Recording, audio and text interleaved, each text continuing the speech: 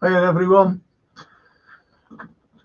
Sad today, isn't it? This evening, to come on and be happy and big smiley faces and whatever after after today and the game against Arsenal. But the point is, what we have to look at is the performance. Shocking performance. We've been playing brilliantly. We've been playing brilliantly. And I thought we'd go out there today and sort Arsenal. But we did too many individual mistakes. We'll talk about the game. We'll talk about individual errors as well. And I just, I'm not lost for words. It's only one game. We did get beat. Fair enough. We got beat, but there's a long way to go. And we'll come back. I'm telling you now, we'll come back. And I'm not saying that it was a bad day at the office. I hate that terminology. I hate that saying. Bad day at the office. And also, a blip. I don't like that terminology either. Blip. We were bad. It was a bad performance. Not a bad day at the office. It wasn't a blip. It was just an awful team performance. Bad individual mistakes. And that's the way it was. And I'm going to bring in the lads now. I'm going to bring in Lee. I'm going to bring in Darryl. And I don't know where. No, JK will be coming on, I suppose, when he's ready. Well, listen, lads, I'll start with you, Lee. You watch the game. You're hopeless to get hold of, yeah. If you never need to get hold of me, you'll have to ring me. I've been ringing you and everything. I don't know what phone numbers you give me, but it's really frustrating. So anyway, what did you think today? It's not the end of the world. We've been beaten, and it was the end of the world while I was watching it. But I've had a bit of time to think about it now and reflect, and it's not the end of the world, is it? No, Darryl. Well, shocking performance, but as we do, we go again, I suppose. Yeah. Well, that's the thing, isn't it? I'm trying to. I can't blame. I'm useless at this, Just bear with me, lads. Right. Can you hear me okay, Frank, tonight? Yeah, we're all right. We're all right up to now. I'm feeling all right, yeah, Frank. Oh, well, we can have off days. Paul Turner, even if Frank, we will bounce back. And TW74, pathetic team performance and could see it coming after a couple of minutes. I'm glad of that particular thing, Two good comments there, by the way. And that's Anfield Row. Oh, well, we can all have off days. Totally agree. And totally agree with what Paul Turner says. We will bounce back. And TW74, pathetic team performance and could see it coming after a couple of minutes. I thought that. I really thought that myself. And I looked at, I said, where are we? We were doing nothing, absolutely nothing. Then they scored, didn't they? That Saka fella scored. And the left was wide open. I never saw this coming. I didn't see this coming. I did not think we'd get beat 3-1 there tonight. Neither did I. I'm being honest. If we were going to get beat, if someone said we're going to get beat today, or if I would have said it, I wouldn't have give a 3-1 thing. And I wouldn't have give the performance either that we went through, if you know what I mean. Because that was bad. That was a bad performance. Virgil van Dijk, that was shocking. And Alisson, I haven't made up my mind who's to blame yet. I don't know who to blame over that one. I reckon it was Alisson more. I love Ali, but like it was him, wasn't it? Like, what was that thing where he like tried to kick it, man? That was Virgil did his bit. Virgil did his bit. He went, "You away, goalie, kick it," and the goalie just went.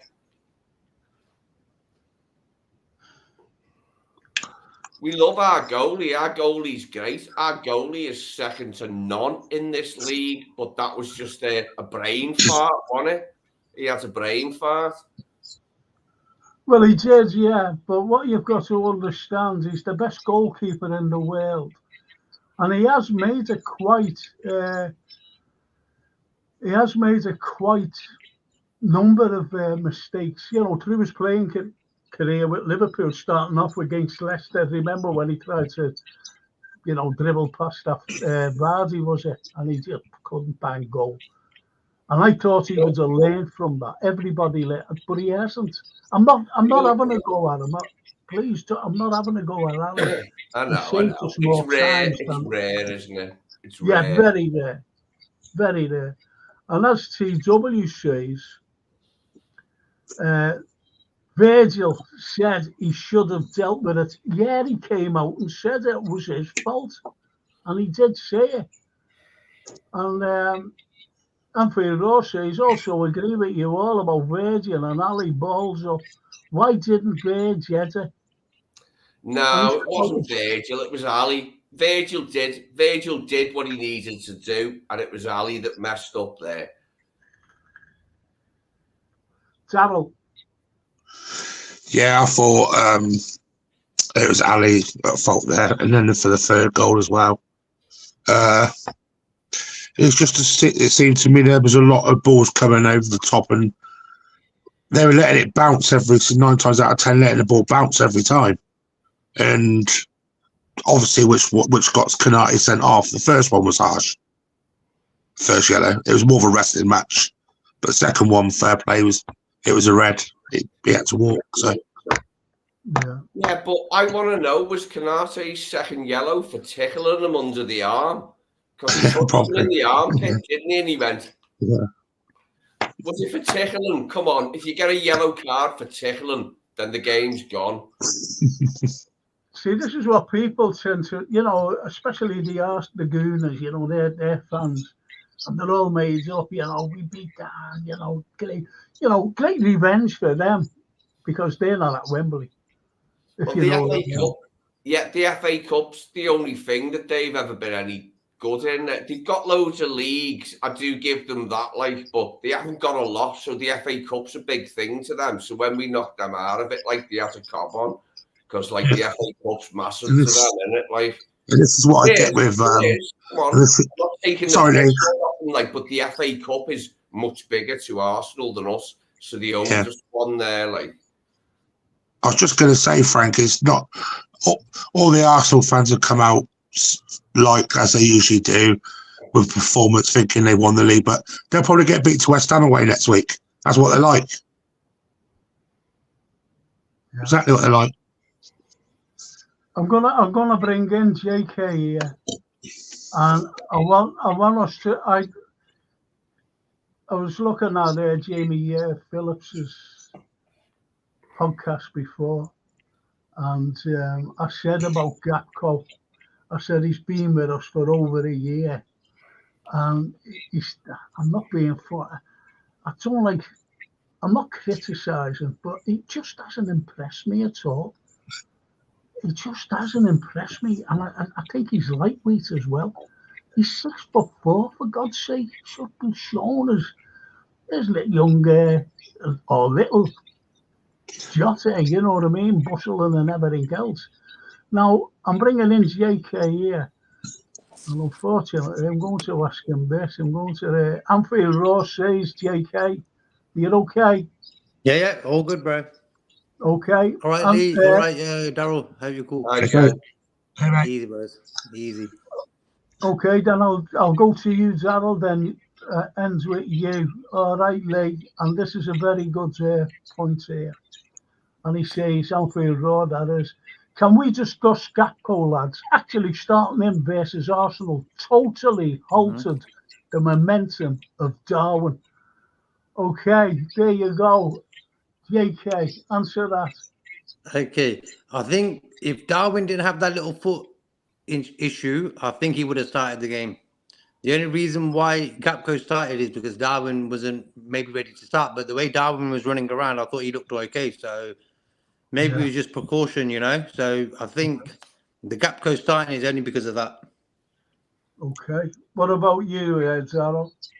To be honest with you, Frank, I'm completely in agreement with JK on that point. Darwin obviously had that foot issue. He couldn't get a boot on for 3 days.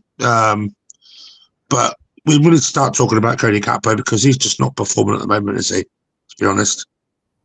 Okay. Lee? I agree with Fran. We were casual from the off and we never recovered. That was the story of the game. Okay. TW says Trent can't defend and Canete is always having to cover for him. I wish Klopp would try him in midfield properly. Okay, we'll discuss that. And Drunk Vigo, absolutely shocking. Alisson and Virgil. And absolutely shocking. Gravenberch, Gakpo, and Trent. That's what Drunk Vigo says. And he carries on by saying, I need Endo, Szoboszlai, and Bradley in. And Anfield Raw totally agrees. And I'm starting with you, Lee. Now, don't forget what he said. Alisson and Virgil said they were shocking. Also, Gravenberch and Gakpo and Trent. And he wants in, I need Endo, Szoboszlai, and Bradley in. So go ahead, Lee. What do you think of those comments about those players being absolutely dreadful? Yeah, 101% valid. We were just shit from the off. It was a bad game from the off. I got all excited though when we equalised because I went to the pub to watch it, and I've been having a few pints. And when we equalised, I thought we're on for a win here. But that soon went up the spout, didn't it? So, it was just a bad performance, wasn't it, all round? We never looked convincing at any point today. I thought we were going to. I really thought we were going to. I did not think we'd leave there getting beat 3-1. No way did I think that. No, I don't think anybody did, to be honest. But I did say at half time to myself, because I was watching it on my own as I normally do, and I said, we've got to improve. That's give us now the impetus, that mad goal, right on half time as well. So it should give us the impetus. And it should have given Klopp the impetus as well to do something better, to change it around. But he didn't. It's not exactly a shock result. Arsenal are a good team. It's not a shock result. They are a good team. But I just didn't see us whimpering out the way we did. It was rubbish, wasn't it? It was rubbish from the get-go. And it never, I kept moving around and looking at different screens in the pub to see if I turn me back on that screen and look at this screen, we might score. And it just didn't work. But I think all in all, it's just, I would say for Virgil, a bad day at the office and Alisson. But I think we didn't create nothing as well. But I'm not going to go over the top and say, no, we're rubbish and this and that. Come on, we're still top of the league. No. I'd rather have the 8 point. Yeah, I'd rather have that 8 point gap to Arsenal than the 2 that we've got now. But it's in Man City's hands now. If Man City win them 2 games, they go a point above us, So I think the players went into the game a bit too overconfident, a bit lackluster, I think Virgil sometimes he uses his body too much. When he defends and stuff, I'm surprised he didn't come over to slide tackle Trossard because we still had 5 minutes left. We make a tackle there, it's still 2-1. We still got 5 minutes to get a 2-2. So I think that there cost us that game as well there, that little mistake. And I think Virgil, instead of letting the ball bounce, sometimes you just get your head on it, And I think sometimes just go old school with it, For me, Virgil is a very Rolls Royce type of defender. But sometimes you got to go, forward Capri or Volkswagen or something, whatever, and just get your head in there. And What I don't let reckon the ball happens bounce. tonight is we've played like 7 games and they've only played 4 lately, and we were more tired. There's no way I'm going to slag our team off for this. We were just tired tonight, and we weren't really prepared. We weren't at it from the off. We got beat, but it's still on, possibly. No. We can't write Liverpool off. Oh no. We can't write them off. It's as simple as that. And don't forget, we've got players to come back. It was a kick in the balls, though, wasn't it? That was a hard kick in the balls. That. Of course it was. And it's a wake-up call. It must be a wake-up call to Klopp and to Virgil, by the way. He's club captain. And he's come out and he said, it was my fault. Now, he'll learn from that. You mark my words. And I'll just go on a few little comments here. Soulboy France says, our midfielders are lacking ball winners. There's only McAllister who can tackle at the moment. Endo walks back in. Okay? Drunk Vigo. Enzo Szoboszlai and Bradley can win the ball back. They give us energy. Very good point. And there's a lad I haven't seen for ages. An Irish lad, Patrick Brickley. Fantastic. There he is. And he goes to match, by the way. Coming over from Ireland. Always going to be tough away to Arsenal. But when I seen the starting 11, Frank, was more concerned Gakpo and Gravenberch. I said that. I was on one of those fake waves of euphoria that we were going to win, and please, Lee, please. Sorry. Let me just finish these comments, please. You're laughing, aren't you? There, JK. I love when Darryl laughs. It makes me laugh, man. I love when he laughs. But Lee never stops. Anyway, Gravenberch, no way should have started. Only a blip along the way. A long way to go, yes, says Patrick Brickley. Nice to see you, Patrick. Really glad that you've joined us. We got destroyed in midfield, Drunk Vigo says. And that's nice. TW74, Rip Joe Bradley. O'Connor is doing well. And, you know, it was a bloody shame. Yeah, that he did that. And I'm feeling it is, you know. That's our first defeat in 11 in a year. This is why it's odds. That's why it's odds to us. I would say there is elements of poor players the new coach can fix. Elliott, Gakpo, Gravenberch. I'm going to ask you. Let's see what this Zane lad says. Jürgen Klopp looked tired today and reflected in the team and tactics. You know, that's some comment there. And Daz Reynolds, Daz. All right, mate. Okay. Now, let's go back to what? Let's go back. Look. This is what we need, and what I need some fight, and there wasn't any fight today. What do you think, Darryl? Was there any fight? To be honest with Frank, when I looked at that team sheet today, as soon as I looked at the team sheet, I thought there's nothing in there. There's nothing, no midfield, and there was no fight today. And Gravenberch, I don't know, I've kind of lost my tether with him now. When a new manager comes in, if Klopp can't fix them three, who's going to fix them three?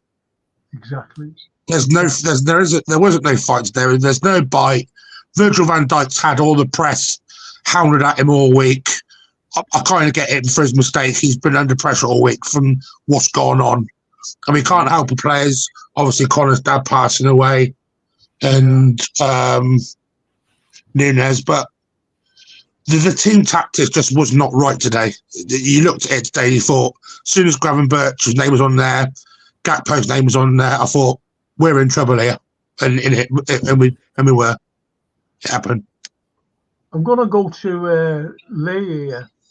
Even when Gravenberg came off, we still got destroyed in the midfield. And, you know,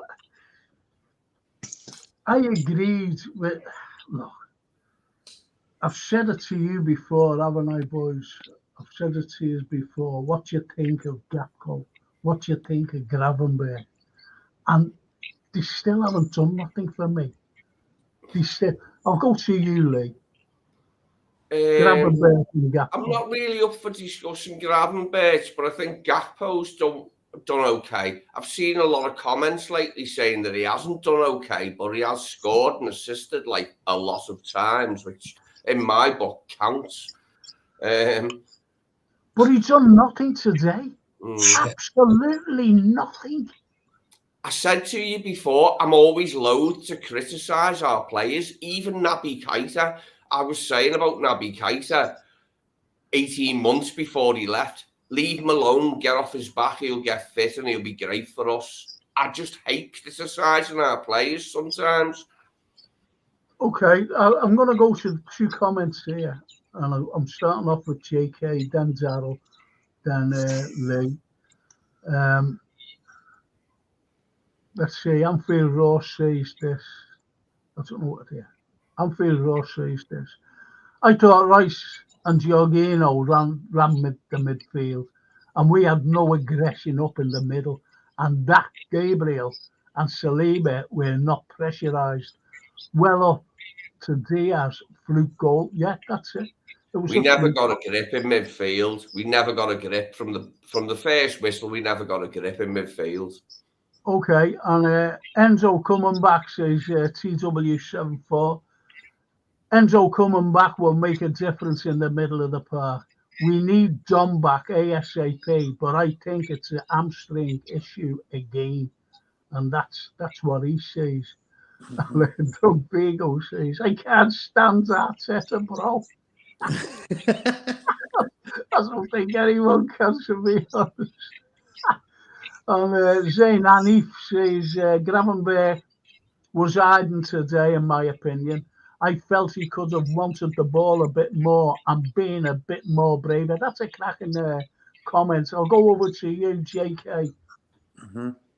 Yeah, I think when you look at the whole bigger picture of everything, what it was, Arsenal wanted to win that game today. And what we got Italian today, you know, remember the old school Italian midfield players who go round, they would do a bit of this, bit of that, and that's what Jorginho was doing the whole game, man. He got man of the match, this guy. So you're thinking our midfield of Curtis Jones hiding again, 2 games in a row now, Curtis, against Chelsea and against Arsenal today. And you would think a midfield of McAllister, Jones and Gravenberch could handle a midfield of Declan Rice and Jorginho. But them 2 guys control the midfield. And I think today the defence and the midfield let us down. And I think Gravenberch trying too hard again, keeps falling over. He's like, have you just left the ball or something? You know what I'm saying? After 20 pints or something like that. So, yeah. I totally agree with you there, JK. Darryl? To be honest with you, Frank, I just thought today, Jorginho and obviously Rice, it was made easy for them with Gravenberch and Jones going missing. McAllister was running his socks off everywhere today. He was the only one bright spark in that team today. He worked tireless, and he couldn't stop 2 on and one every time. Then Curtis and Gravenberch were so lazy today, unbelievable. Do you think that Curtis, you know, when he gets the ball, he holds on to it too long? Holds it. Yeah. And that's his fault. That's a fault with him. If he released the ball a bit more quicker, or it was a bit more quicker. But he is a great player. You know, there's no getting away from it. He could be better, I believe. I just believe that, you know, like, I don't overhype any of our players. I just let him do, even Salah, I don't even hype him. I don't need to. I just let him do what he does. And I think with Jones, in this week, we've had 2 big games, Chelsea and Arsenal, and he's been non-existent, bro, in that midfield. And that's why we got battered today, and against Chelsea we weren't great. We were okay. So I think Jones needs to be a bit more involved in the game going forward, not holding the ball for half a second too long. Yeah. I said that, didn't I, Michelle? He holds on to the ball instead of being, that little bit more quicker. But anyway, okay, let me go through some of these and I'll go straight to you, Lee. I think Bradley would have started saying that he took Trent off at 60. I couldn't understand why he took Gomez off for Thiago, as White and Arte exposed, leading to sending off. Do you know what? Our Francine said exactly the same when she phoned me up. She said, "Did you watch that, Dad?" I said, "Yeah." And she said, "Why?" And the substitutions, why? She mentions Elliott. She said, "Why did he bring Elliott on?" And again, it goes back to last season, doesn't it? When he just got things wrong. I'm talking about Klopp here. And the players were absolutely exhausted. And that's the problem. And we looked, as you said, Lee, and I think you've got to take that into consideration, what you said before. We've played all those games, yet Arsenal haven't played so many games as us, as we. And we did look tired. So what do you think? I think Bradley would have started with, saying that he took Trent off at 60. Do you think he would have started? And again, with Szoboszlai and with young Bradley. And Bradley's been the player of the last few games. Man of the match, last few games. And what you've got now, and Szoboszlai was coming into his best form, remember. Now, with those two missing, do you think it's unbalanced the side? Lee? Yeah, I think it did, yeah. It didn't look right, did it? I don't know why it didn't look right. Shit happens. You do lose games. You don't always not lose. We've only lost once before, and it was there as well, wasn't it? North London. To be honest, when we equalised, I thought it was looking good because, like I said, I've been riding this fake wave of footballing euphoria of late. And I thought, once we equalised, I thought, yeah, this is on. 3 points are on here. But it was soon back to what it was before we equalised. The equalising goal was rubbish. Like, their 2-1 was rubbish. It was just rubbish. Bro, we gave them presents for all their goals. Van Dijk just gave them a present. Thought it was Christmas. It was last month, bro. No, Come on. Right. And I think that stress, what Frank was saying about Van Dijk, he's had a horrible week, Van Dijk, since that interview he had. And that's probably got onto his shoulders, you know what I'm saying? So. Okay, I'm going to go to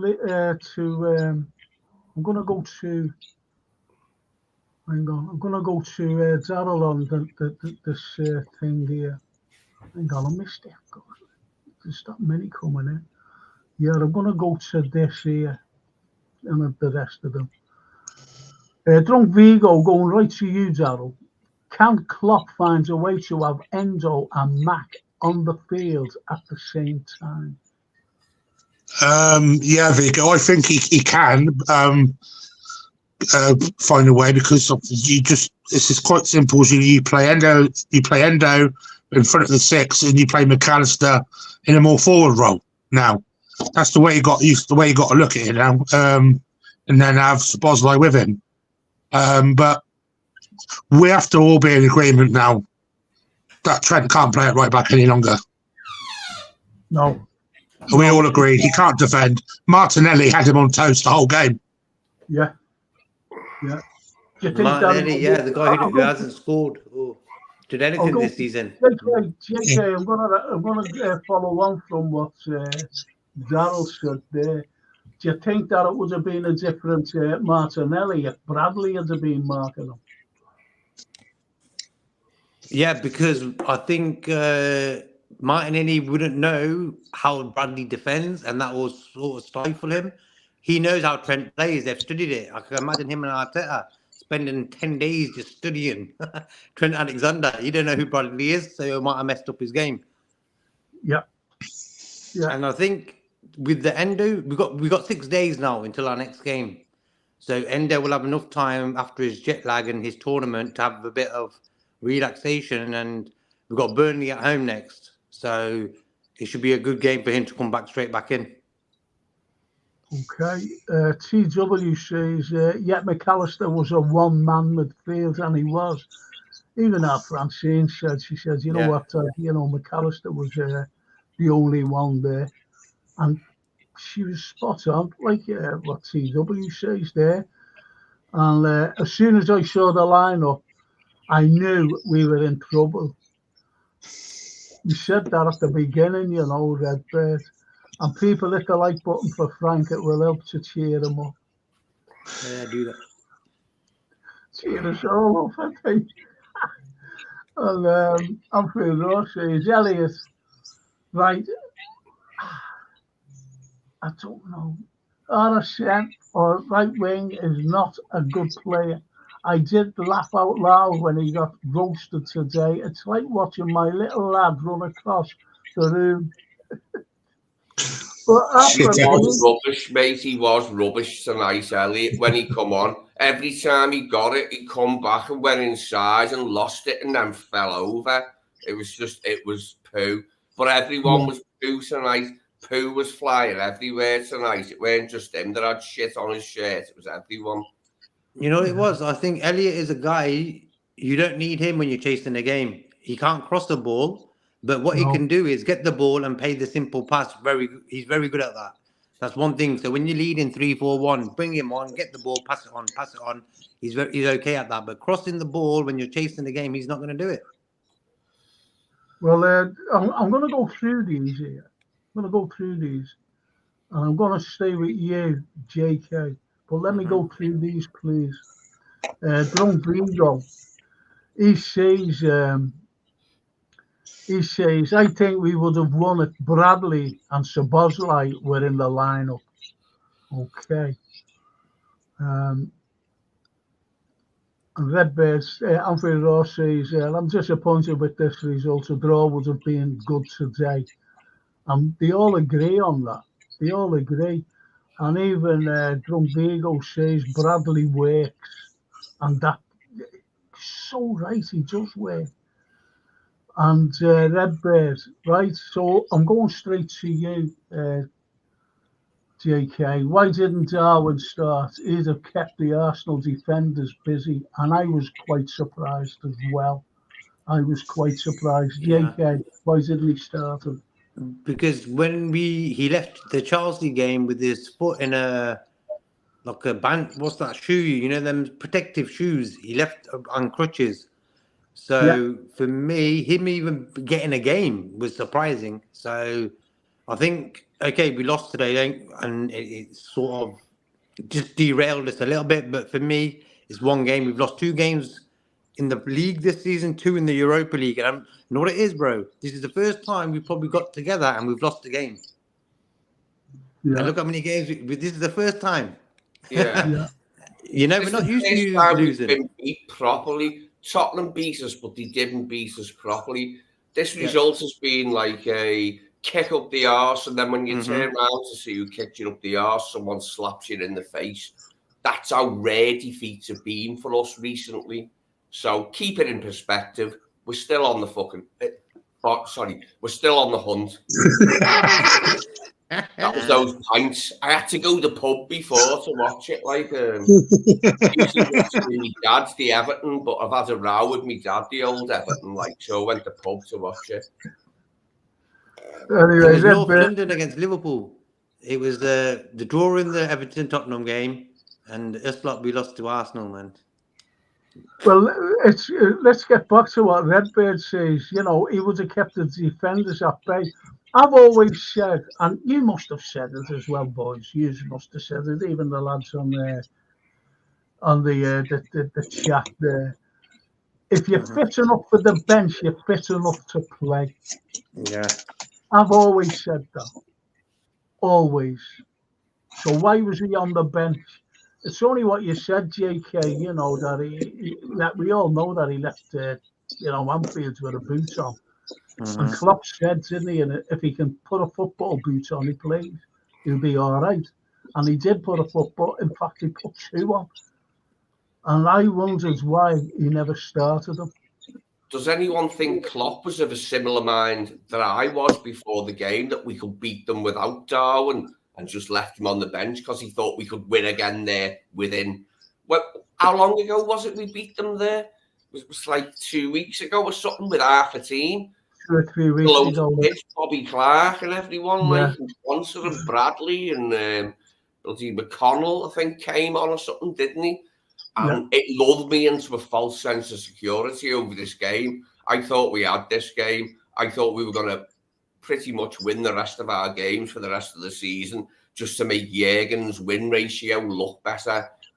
And it looks good anyway, like, with the money he's done it on. It's only Pep who's beat him to 300, isn't it? Like, Fergie's way back on the list, so's Wenger, and anyone else you care to mention. Of course. Ray Thompson, all the way, his friends here, all the way from Portugal, that's where he lives. And he says Liverpool were pretty poor today, and it's as simple as that. We played Chelsea the other night, destroyed them, and I mean destroyed them. We could have had, we could have, even if we would have beat them 8-1, it wouldn't have flattered Chelsea, to be honest. I'm not being overcritical, but I think we went in. It's only what you said before, I think, Lee. We went in overconfident. We really did. We went in overconfident, and we thought that, we beat them a few weeks ago. We'll beat them today. And we just fell apart. It was the 2-1 goal. That 2-1 goal with Virgil and Ali. When I go to sleep tonight, I'll close my eyes and I'll be able to see the outline of Alisson trying to kick it. Like, I just can't forget it, mate. It's burned into the retinas of my eyes for all eternity. Well, anyway, TW says Harvey has no pace, unfortunately. And Soulboy says Jota definitely plays better with Nunes in the team, wasn't it? Wasn't in today. And Zayn and we looked better with Nunes, and we did. We looked that little bit better. And Darwin looked good in training. I think Klopp got his tactics wrong. That's a very good point. I said that myself. I think we've all agreed on that. Yeah, what he could have started him, Frank. He could have started him for 60 minutes and take him off and then bring Gakpo on instead of doing it the other way around. Exactly. But I think anyone blaming Klopp needs a slap. Jurgen wasn't on the pitch. It was the bloody players today. It was the players that lost us out there today, not him. Players weren't on it from the first whistle. The players weren't on it. But the thing is, Lee, it's all about opinions. It really is. And I thought, in my own heart and soul, I thought that Darwin should have started. He should have started. It's as simple as that. JK, he agrees, obviously. Do you agree? Do you think, Darryl, that he should have started? Well, obviously, the team sheet come out. I was a little bit miffed with, obviously, Nunes not playing, but you could also see when Nunes came on why he wasn't risked, because Darwin didn't seem to be doing all that chasing, tracking down the goalkeeper, chasing the players like he usually was. I think he was a little bit 50-50, if I'm being honest. Okay.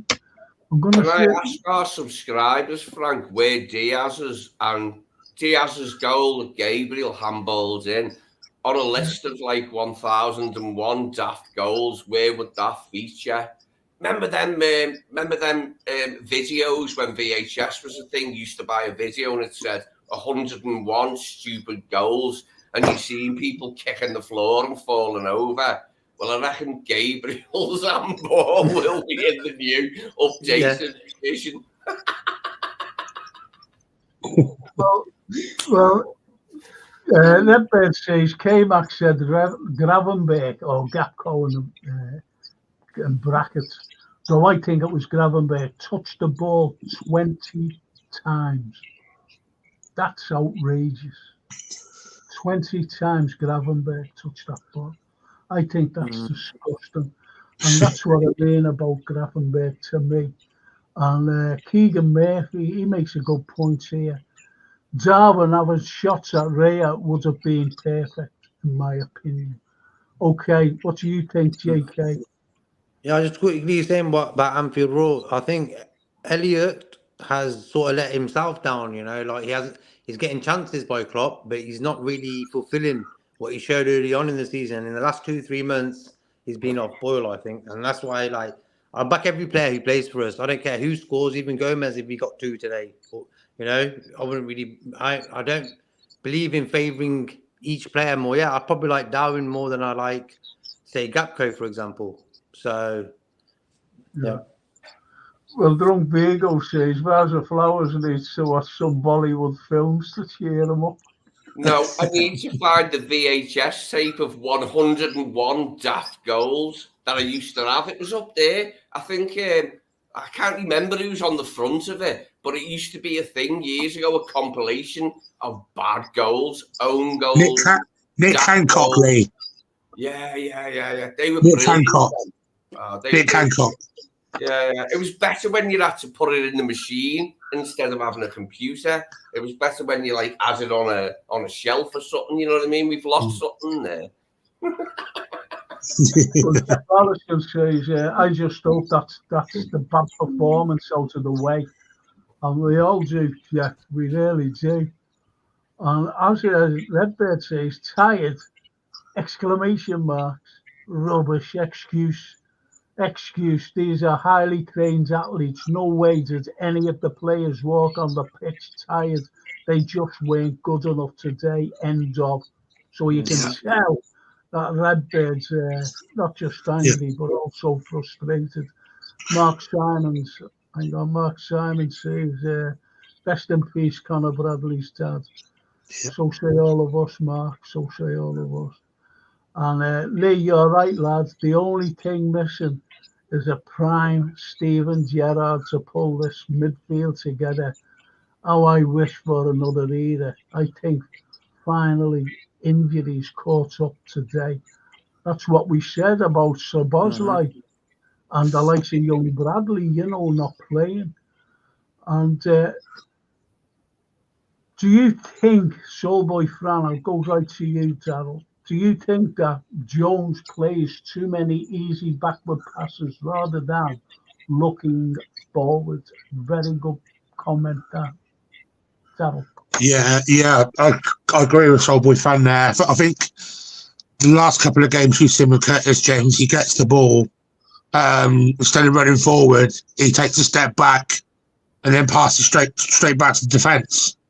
I don't get his forward thinking sometimes. He should be, with a player like Curtis James, he should be gunning forward, burning through the centre of that middle of the park. The age thing was there today. Like you see, you had Jorginho in that midfield he's 33. Jones should be walking past players like that. Wow. Can I just go a bit before you go there, because Jeff Ellison says, Wendy said hello. Say hello back to the lovely Wendy, please, Jeff. And but she's watching the Battle of Orgreave. I was only talking about that to.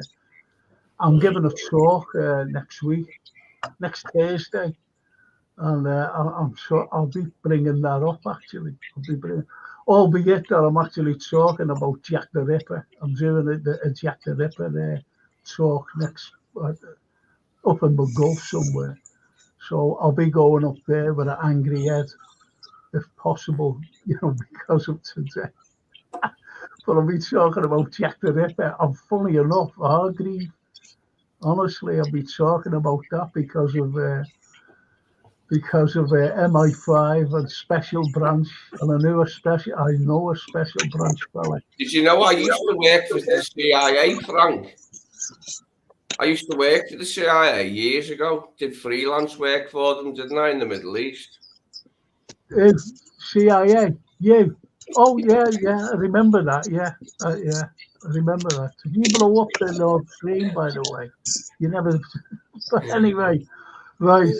Let's get back to this football. Say hello to me, say hello to Wendy, please, Jeff, from me. Give her my love. I love you, JK, and I love to back Elliot, but he doesn't do it for me, either, Anfield. When our clubs had Gerrard, that's yardstick, not Elliot baby legs and cowardly passing backwards. And, he says it's Stoke as well. And Elliot's let himself down. He's let himself down. He can't cross the ball in play. No. He can't do it. He can't. I watched his crosses in the game. Yeah, set pieces and corners is different. The ball's still, you know what I'm saying? But in the game, you need someone who can cross the ball in that midfield sometimes, and he can't do it. Now, here's a comment, and no one's, and I'm made up with this comment here. Not with you, Darryl, I'm sorry. It's with this. I think this is a cracking comment. Gary Rigby, they beat us, but we are still a better team. Which we are. A far better team, by the way. And as I said at the beginning, we're all angry. Are we angry, or is it just frustration? And it's frustration. Can you imagine what Klopp will be like tomorrow morning if they haven't got a day off? Can you imagine? Can you imagine what the team will be feeling too, especially Virgil and Alisson? These are two great players. These are pivotal to the team.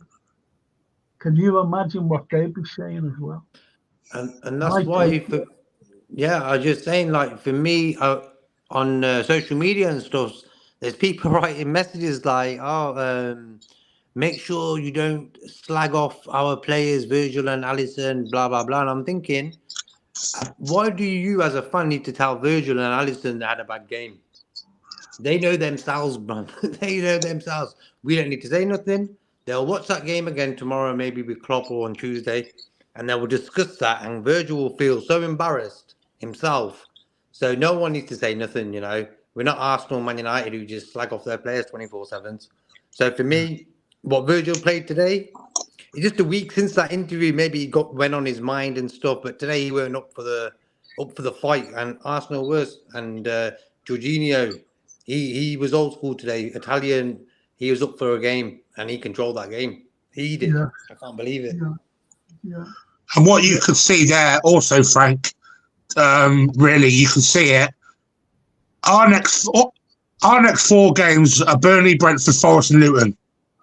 We should be getting 12 points there. Yeah. And then we got City at home. People could start writing us off because we're at home to City. We're not away to City. Exactly. Do you know what I mean? Exactly. See, they're all winnable. Every game what you just mentioned there, including City, by the way. Including City. And as I said, well, as Drumfigo said, Klopp is going to get them in a headlock and is going to make them say uncle. And all jokes apart, but I think he will. I'm not saying get them in a headlock and make them say uncle, but exactly, so it'll be Jürgen's jaw. Like Jürgen's jaw will be wobbling until our next game. I bet Pep Linders will get kicked around the office tonight. I hope so. I don't like that Linders one bit. I don't. I don't like him one bit. Anyway, Klopp is going to say, "Don't disrespect my legacy." It's not. I think it's Liverpool's own legacy as well, Drumfigo. I really do. JK. I think. What do you think Klopp will be saying tomorrow? In your opinion? You can go 2 ways with it. You can say nothing, Because sometimes saying nothing is sometimes more than when someone's shouting at you 24/7. The silence can kill them, you know. And I think, like I was saying, that embarrassment of a display we did in that second half today is enough for them players to know, you know what? Thank God we haven't got a midweek game this week on a Wednesday or something like that. We've got a week. We've got 6 days now until that Burnley Saturday 3 o'clock kickoff, and to contemplate what they've been doing. So Endo will be back. Salah may be back soon as well. So it's one game. I'm not really going to get over the top with it. But I think Klopp was probably embarrassed today because he kept on laughing. Did you notice? He always laughs when we make a little mistake. And we only let goals in when we make mistakes. Trust me, I've been saying that forever. We only let goals in when we make mistakes. And we made 3 mistakes today. Virgil didn't need to go in. You know, when that ball came when they got their first goal, Virgil's body shape wasn't right. He went in instead of out. You know, and that's how and then the second goal was he let the ball bounce, and the third goal hit his foot through the legs. Yeah. What did you think of, Joe Gomez has been absolutely brilliant all season. What did you think of his game today? Anyone? Shit. Oh, what? Everyone else. Look, can I just pick up on what JK said there? It's one game. I've forgotten what it was like, Frank. It's been that long since we lost an important game. Yeah. I think the last one was in Paris, wasn't it? Last season was a no-go. There was no important games last season apart from getting humiliated by Madrid at Anfield. There was no important games. This was an important game that we lost, but it's the first time I've felt this bad since Paris. You know what I mean? It was a long time ago. It's one game. We've been beaten. Let's not blow it out of proportion. All right, I thought we were going to win and wanted us to win, but we didn't. And I also see it as, Frank, I also see it as we was missing quite a big part of our spine today. Like you had Sabozzo, the legs, the energy in the midfield. You had the Egyptian king, goal scorer, missing. Bradley, energetic, works his butt off, right back. And you had Endo, the Japanese warrior, who don't put a foot wrong. So I am not worried one bit. We'll come back stronger now. We're getting all the players back. We'll go again. And today was a... Go ahead, JK. No, I was just going to say that today was a Salah game, if you understand what I'm saying. It was just missing Salah. Yeah. Well, as one of the... I don't know whether it was Drumpigo or Redbeard or somebody said, we missed those. They give us energy. You know, your Enzo, Sabozlai, and and they do give us energy. They do, and Bradley, I'm sorry as well. You know, those 3 players do give us energy. And the unfortunate thing was they weren't playing, and that I think it unbalanced the side. I really do, because Trent got absolutely roasted by that Martinelli, didn't he? Got absolutely roasted. And I think he felt uncomfortable all game. And that's why, he brought, all right, he'd been out for a few weeks, Trent, and he brought him off 60 minutes, half an hour to go. But why he brought Elliott on is beyond me. I just don't. This is what I'm thinking. Why didn't he play Gomez? Why didn't he play Gomez right back and play Robert left back from the start? Yeah. Just have a go at that. No, you're right. And move the other fella in midfield, because Sabozlai was left wanting, wasn't he? He wasn't there. And I hope Jurgen's missus has put the cat in a safe place.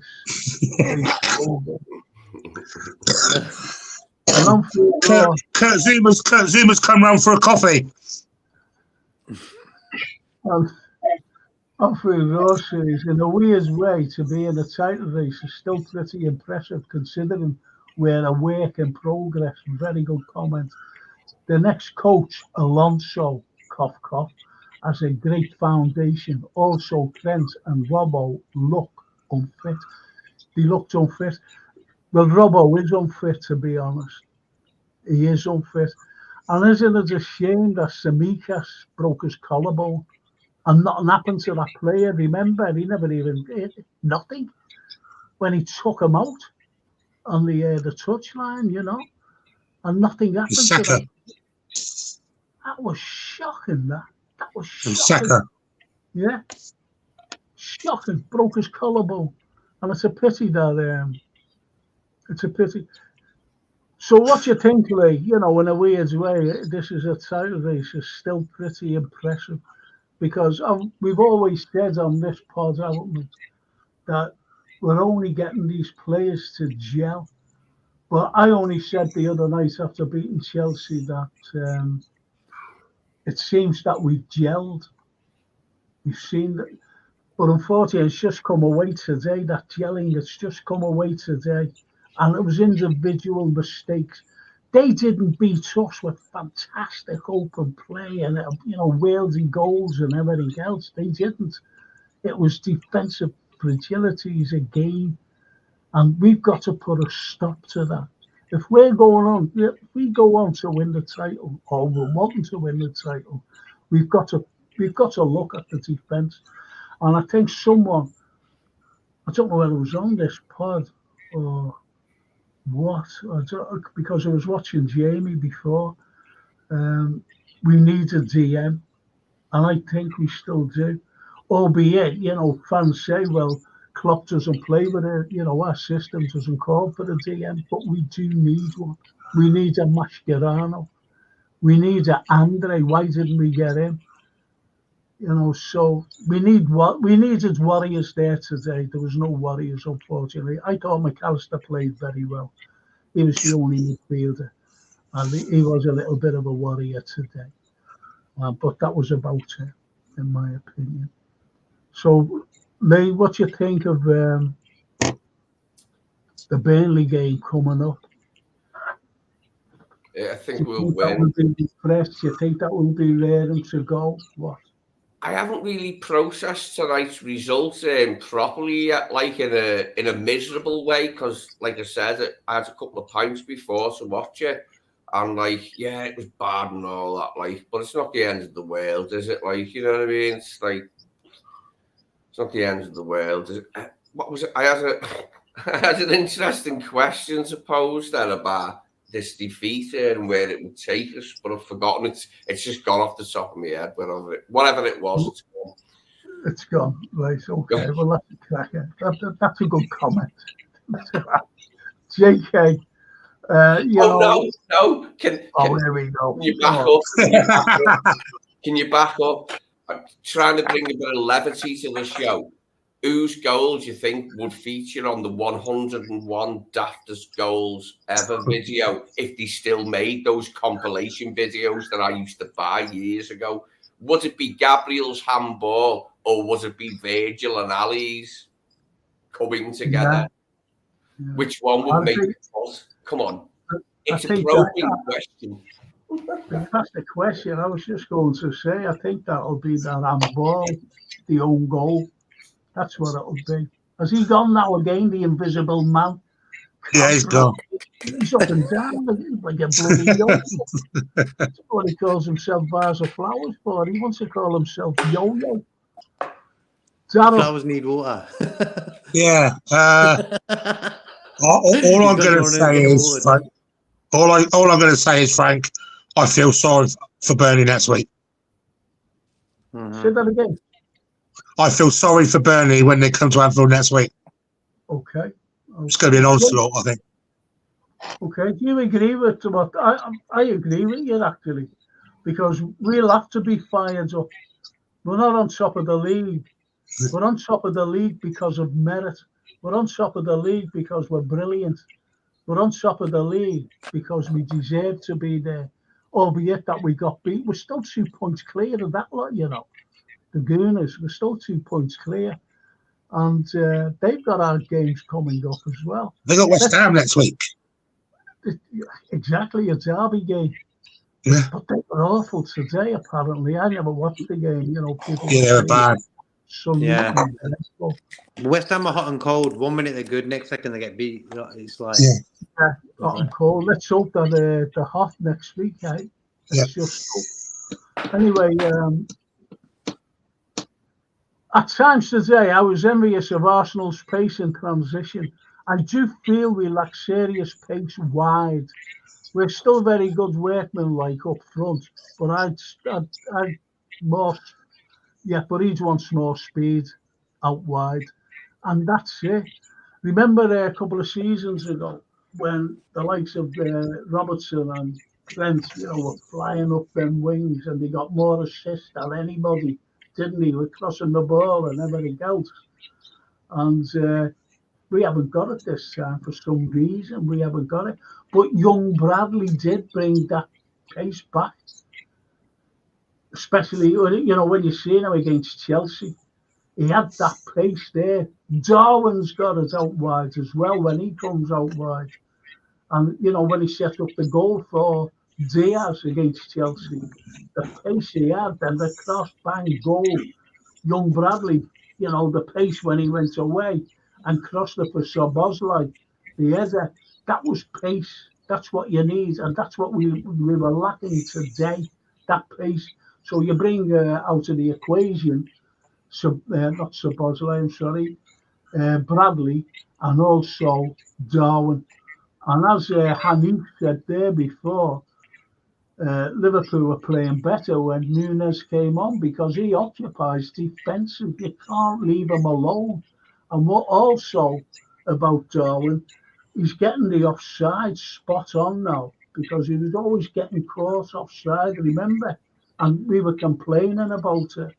And all of a sudden, the last few games, he's been right on the line, just about onside all the time, and that's what he's learned.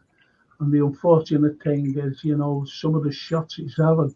But I think someone said as well, if he had been, against Raya, just blasting the ball from every angle, I think he would have given him. He should have started. He should have started. JK. I just believe that he wouldn't have started. He would have started if he didn't have that foot injury. He would have started that game. But I just feel that Klopp got it wrong where he didn't start him and then take him off. It would have been a better option for me because he came on for 60 minutes. So he had 35 minutes on the pitch. So I'd rather he started, Yeah. I don't know. I don't know what this means here, but because we're handsome, is that the team? The handsome team, not this team, but our football team. The Liverpool. Rafinha, where Jimmy goes and gets his suit, and then he's telling Leslie Ash, and she goes, "What's it like then?" Jimmy goes, "Handsome." Yeah, handsome. Phil Daniels in Quadrophenia, handsome.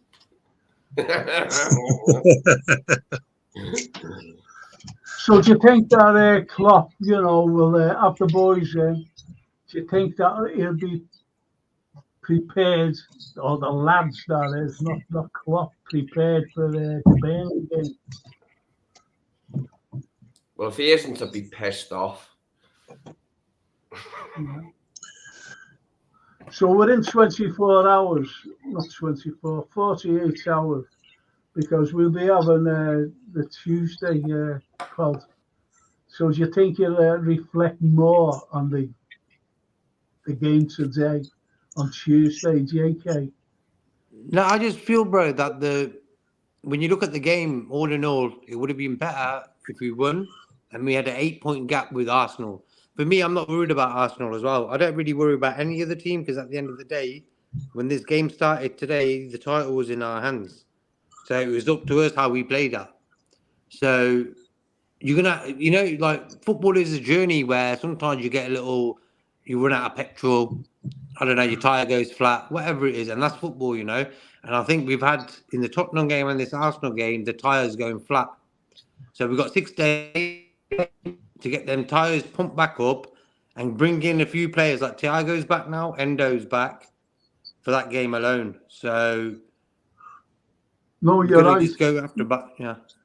That's what I was going to say. I think I think it's the game after next. I think so. That Salah will be back. I think for the Brentford game. I think he's back for that. So this week, I'm just worrying about Szoboszlai. I don't know the extent, whether it's extensive injury he's got to keep him out a while. I just don't know. And this bothers me because he didn't even travel, did he? Has anybody heard anything? He said it was precautionary more than absolutely having to. Precaution, yeah. Well, I heard as well. More precautionary than absolutely having to. But you never know. I've heard that before about injuries. Oh, it's only a slight injury, and then months. This is what I mean, Lee. This is what I mean. See players like Szoboszlai and McAllister, they never stop running, and that's why they pick up these injuries. Their hamstrings get tight, they get injured because them two don't stop. No. As sold by Frank says, Arsenal think it's all over now. Laps of honour and taking photographs. Spurs done the same, bringing their kids on at the end. Yeah. Absolutely, that was ridiculous. Well, I like that. That's a moment in time for a club like Arsenal to beat a club like Liverpool, No, it's Martin Odegaard giving it all the pictures to the cameraman. It's a moment in time for them. He never won. Nothing. You haven't won nothing like that. League. You think that they won the bloody league? You think it was the last day and they had to beat Liverpool by 3-1 to win the league on a goal difference? That's how bad it was. Yeah. And they'll get beat to West Ham next week. That'll be funnier. Yeah.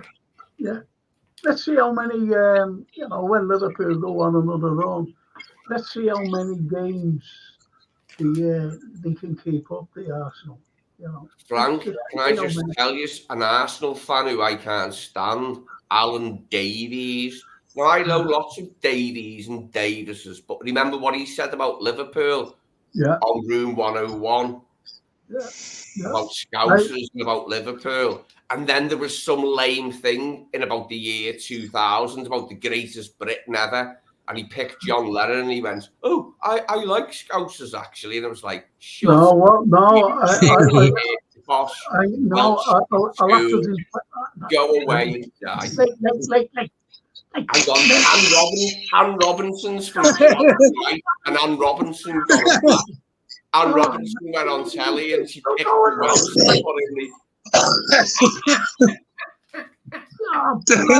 No, I'll have to defend Davis here. I've got to defend him because when he got that job about John Lennon, first and foremost, he made a great thing about him as well. He had to do it all, and here's what he said. He came up to Liverpool. He says, "I know I've criticised Liverpool, I've criticised the Scousers," and he said, "But when I went there," he said, "totally different." He said, "I've got a different opinion about the city, great city as it is, and about the people." That's what he said. So I'll defend him. It's strange how the most vocal decriers of Liverpool as a city have rarely visited the place.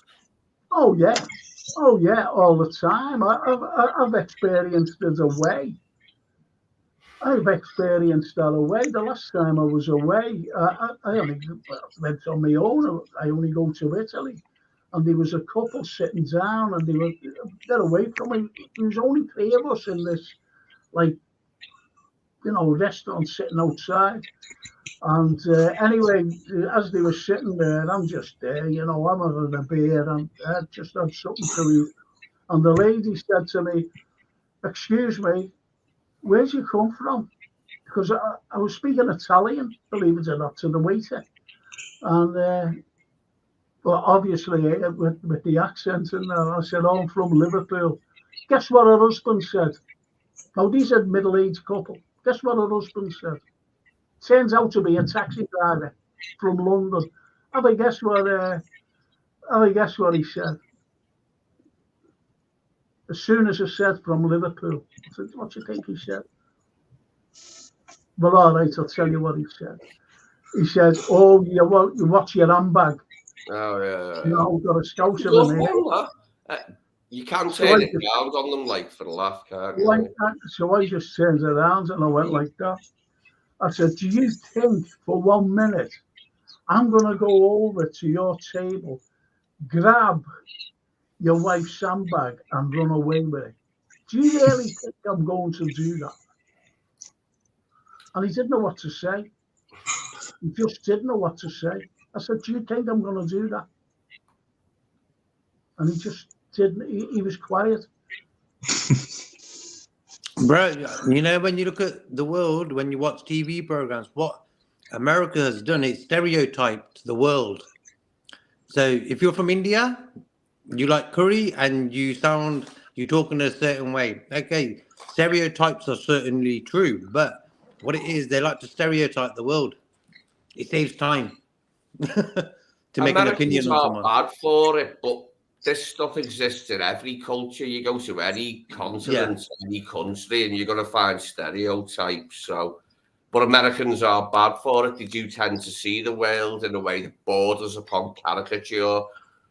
English people wear bowler hats and carry brollies. You know what I mean? It's one of them, and Americans, but only some Americans. You know, it's only a few dumb We'll ones. get onto this. I was on a train, right, in Germany, and I was sitting there, and there was two fellas facing me, and they were Jordanian, right? And anyway, they were speaking, and it's perfect English, right? And they said to me, again, you know, they always say, don't they, anyway, you're abroad, you know, whether you're on holiday or on business or whatever. And he said, "Oh, where are you from?" I said, "Oh, from Liverpool." He said, "You don't speak like Prince Charles." That's what he said to me. You don't speak like Prince Charles. I went, "No, don't speak like him. What will I speak like him for?" Anyway, but you know, it's just one of those things. Well, listen, lads. Listen, do you want to stop it now or what? Or do you want to carry on? Carry Entirely on, up to no you. problem. It's up to you, Frank. Do you want to carry It's on, up to you, Lee? bro. I'm coolly. Yeah, I say we carry on at infinitum. I say we go right through to the morning. All nighter. Come on No, now. you'll be getting, What are you going to you'll be do? getting, If you go and lie in bed, you're going to be sorry, aren't you? And pissed off about the results. So let's keep talking. well, all right, let's see what Mark Simon says. Now that we know, hang on. Now we know what a worldie our Connor is. Martinelli was buzzing when he saw the team sheet without Bradley in it. Now, why would Mark say that? Why would he say that, Carol, without Bradley in it? Because he knows what a lightweight and what how poor defendant Trent Alexander is. That's the simple question of it. He can't defend, same as life. Okay, what about you, JK? Yeah, like I was saying, that with Bradley, he didn't know what he's going to get from him. With Trent, he knows sort of, with the hours and hours they've spent studying them videos of how Trent defends, and see what it is in football. What a lot of managers do, they say, okay, we know the good points of certain players. Let's look at the weak points and how we can attack them weak points. And I think Trent sometimes, and also Robertson, they rush with their defending, if you understand. You've got to pace the players sometimes and then defend. And I think Trent's defend, I don't know, man. Bradley, you don't know what you're going to get with him. So that's why he's probably happy that he's facing Trent. I think that's a two good replies from you. And Lee, what do you think? What Mark says, now we know what a worldie our Connor is. Martinelli was buzzing when he saw the team sheet without Bradley in it. If I'm honest, the headspace I'm in now is that whatever team we put out tonight, we were going to lose. We were just going to lose tonight. I thought we'd win, but we didn't. It was just one of them games. And come on, Arsenal away isn't that bad a game to lose. I just think we were going to lose tonight, whatever lineup we put out. Yeah. But as I said, I think we were unbalanced with Bradley out. Do you think that Bradley now has cemented his position at right back? Darryl? Yeah, 100%, Frank. The kid's got so much energy. He does as came out and said the other day, he reminds me of Gareth Bale. Exactly the same type of player. Exactly the same. What do you think, Lee? Yeah, there are similarities. There's some good similarities there. That was a good point from K-Mac. And I think a few people have said that, haven't they? The way he cuts them crosses over when he gets forward. You know, a winger becoming a great fullback. It's a great story. Yeah, let's see more of it. I'm up for it. What about you, JK? You know what it is? What I liked about Bradley. He came into the team. He didn't feel the pressure that he's taking Trent's place, and he just got on with it. And I think the bad news he's had in the last few days, he'll get through that, and he'll come back stronger as well. And I think a lot of the fans are going to help him through, and the club are going to help him through that. But on the playing side, if Trent doesn't play midfield now, after this, you know, he's going to Bradley's going to play right back. Hopefully when he comes back, he's got to push Trent into midfield and try that. Now's the time because we've got a good right back to take over that right back position for Trent. So do you think that okay, let's look at now. Canete is going to be out, isn't he? Now where's my question? I forgot he got sent off. I've only just remembered. Well, there's my question. You can answer it. You know, I'll go to JK, then Darryl, then you lastly, because I'm going to put this bloody kettle on. And you know, when after the game, I fell asleep. I Francine woke me up, you know, with the phone call. You know, about the game. Anyway, so I'm going to put the kettle on. Point is my question to you, JK. And then to you, Darryl, then to you, Lee. All right, just while I do this. I just got to go to this comment a minute. Soulboy Francis. We can't criticise Trent because he plays them lethal weapons, but he is way off it today. Absolutely. We're not criticising him, you know, because he's one of the best passers of a ball, not just for Liverpool, but in the whole of Europe, to be honest. Anyway, here's my question to you lads. JK first, then you, Darryl, then you, Lee. Against Burnley, Canete's out, okay? Do you play Joe Gomez centre-back and bring in, you know, if Bradley, I'm just being hypothetical about Bradley here, and put Robbo at left-back. What do you say? Go ahead. Okay. What it is now, you've seen Robertson's back, Trent's back. And what it is with Trent, Szoboszlai and Robertson is that Szoboszlai, he wasn't there today because he's just come back from an injury. So maybe that process of coming back into the team is sort of blurred there because of that. And I think Robertson, do you reckon he's ready to play? Robertson's had 2 sub appearances now. And I think Burnley, they're not Man City, they're not Real Madrid. So I think Robertson or Trent can handle Burnley. What do you reckon, Lee? Yeah. Yeah, I agree. But the only one I'd make in that for the Burnley game, JK, obviously, I'll play probably bring in Quansah for the Burnley game to partner Van Dijk, and then keep probably play Gomez at right back and Robbo at left back. Because at the end of the day, it's only Burnley as well, and I think it's not that much of a miss for Canley to miss Burnley game. So yeah, we'll have players back. Game. Yeah, Quansah will play centre back. Robbo will play left back. Gomez will be right back. Lee, what do you reckon? Bradley will be. You'll probably give Bradley another week, I think. Get over his dad in 2 weeks or lifetime. Yeah, exactly. So I think for me, the Burnley game is the perfect game for Quansah to come back in And then also he's got, as I was saying, like the 6 days now for Klopp to work out a team for that game. Is it ready for Robertson to start? I think, yeah. It's Burnley. Left back. Perfect. Yeah. Do you think we can appeal to Arte's sending off, seeing as how he only touched, was it Martinelli? He touched him. Tickled him. Tickled him. Under the armpit, didn't he? He touched him there and then took his hand off and he went. So do you reckon he didn't need to do that. He didn't even need to do that, Kanata, there.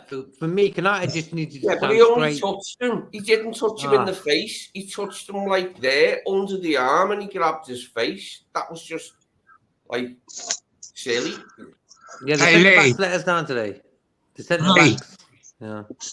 Lee, do you reckon we'll see McAllister will be rested for the Burnley game and we'll see Endo come in?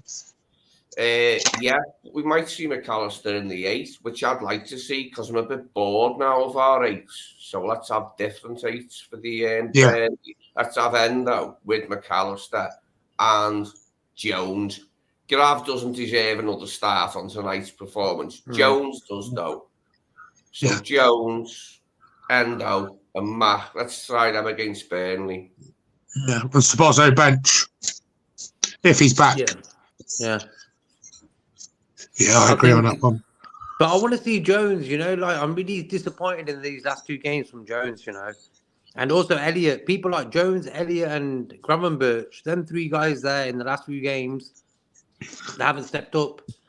Klopp, he always gives guys chances. And if you don't take that chance, what it happens is the fans start getting on them guys' backs. Yeah, it didn't work tonight. You know what I mean? The last time we lost a game this important was in Paris. So let's not get too despondent about losing one big game. Yeah, Arsenal. Yeah, with Curtis Jones, I think you see 5 weeks of him being world class, and then you see him 5 weeks of him drop off. That's kind of the sort of player he is, I think. Consistency, Daryl. That's the aim of the game with these guys. He needs to be consistent, because he's like as I just said, Curtis Jones plays amazing for 5 weeks, and then he drops off for 5 weeks. And we need that. We need him to be amazing every week, don't we?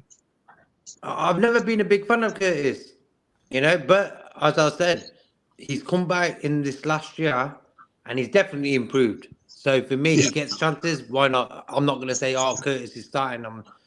I'm not really happy with that. But as I said, these last 2 games, and also Elliott today, he had a chance to come into that game and do something. He didn't do it. The introduction went a bit unnoticed, didn't it? I knew Thiago would come on late, with him being on the bench. But that went a bit unnoticed. Maybe he'll come in a bit later, something against Burnley, who knows? I hope not. The Kanate and Thiago, Kanate's red card and Thiago coming on got a notice because of the result, bro. I think if we weren't, we would have noticed it more. Yeah. So don't forget we had 10 men as well, 10 men. Don't forget that. How long was it at the end when Kanate got sent off? I forgot already. It was right near the end, wasn't it, anyway? 87 minutes. And we were already 3-1. Was it? Yeah. What are you eating, Frank? What? What are you eating? To give me some energy, a whisper. Oh, I've got dairy milk, look. I was gonna have a wagon wheel.